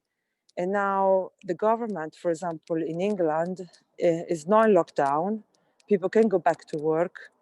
Yeah, you're wearing mask, but wearing mask is not easy job. We had to wear mask and shields, face shields, for 2 days in a row for 8 hours, and you can actually not breathe. And I don't think people can sustain this every day, 9 to 7.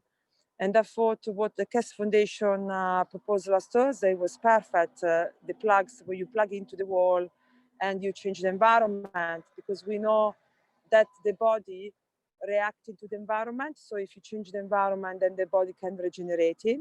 So my idea was maybe next week to go through maybe more in depth of those products, so people can understand it more and apply in their environment. And maybe people can come up with other solution if they have from all over the world. So if amongst you that you're listening right now, if there is any person who is good doing anything, and you got good ideas to bring on forward next week for solution by using plasma technology to clean the environment for people who are working in public places.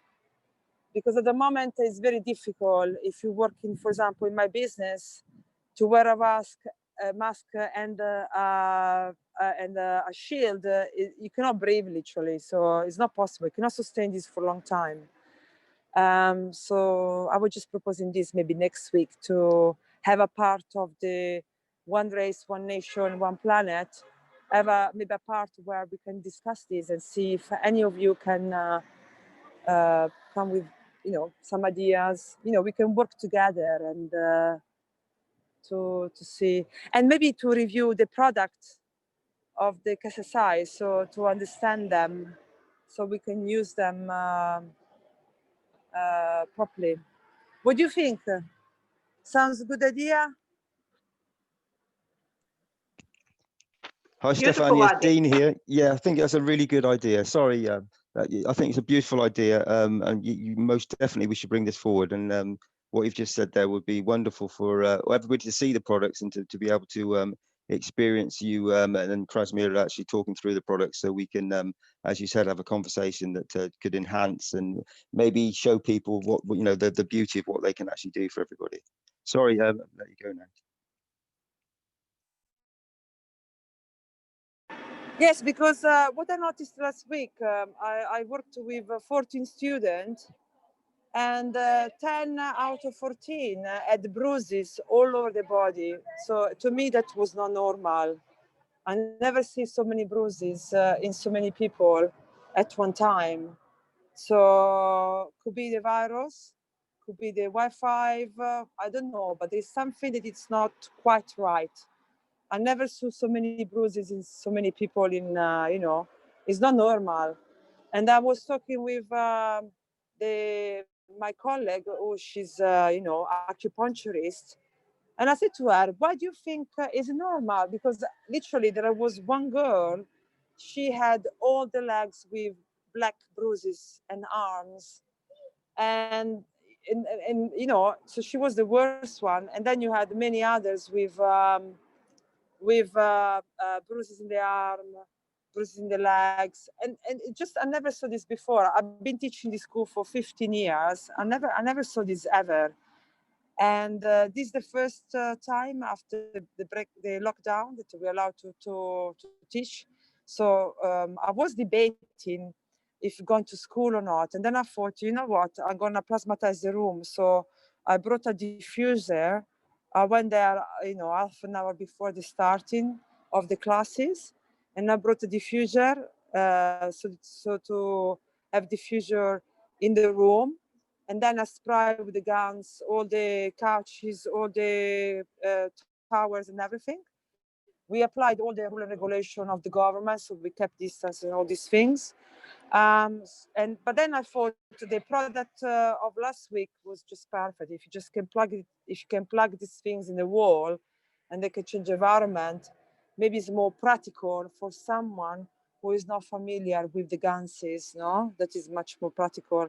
So I thought we should, because it didn't, you know, something was not normal. I never see so many bruises in so many people. And then another thing I noticed in a few people that was also not normal, that like a red spot around the foot. It was like someone said, like this is like a shingles. But I saw in 3-4 people, and that is also not normal. It's not normal to have this, as you know, shingles. You don't have them, you know, 3-4. You know, it's not that common. So I felt like we should definitely, because now all those people have 0 symptoms. All of them, they're fine, and all of them, they signed a paper from the rule and regulation of the government that you have to send a paper where you go, if you go, I don't know, if you got flu, if you got cough, if you got, so they must have signed and filled up all this paper, but no one signed the paper for bruises. And I don't think it was normal. And talking with the aromatherapist, the acupuncturist, she said, okay, bruises can be a spleen deficiency. So definitely there is something there where people need support with the immune system. And I think plasma technology is really perfect because, as we know, it regenerates in all the organs, you know, help the regeneration of the organs, and it helps the recovery from condition, every condition. So, and I try on myself. So I know that I had the bruises myself. I did the plasma bath, and the bruises went. So I know that it is a solution. So I feel like maybe now is a good things to really be strong on you know, if we are here to find solution for society or for the world for different problem. I think this can be a good project to do next week, where maybe the last hour or something, we can look the KSSI product and come up with any different ideas from all of you, from every country. Yeah, so that's why I want to bring this as idea for what I see on Sunday.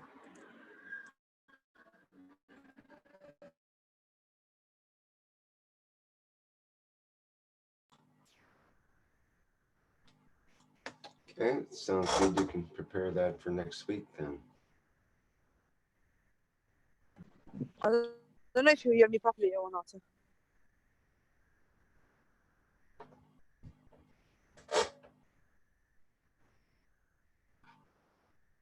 All right, is there anything else to add before we end today's show?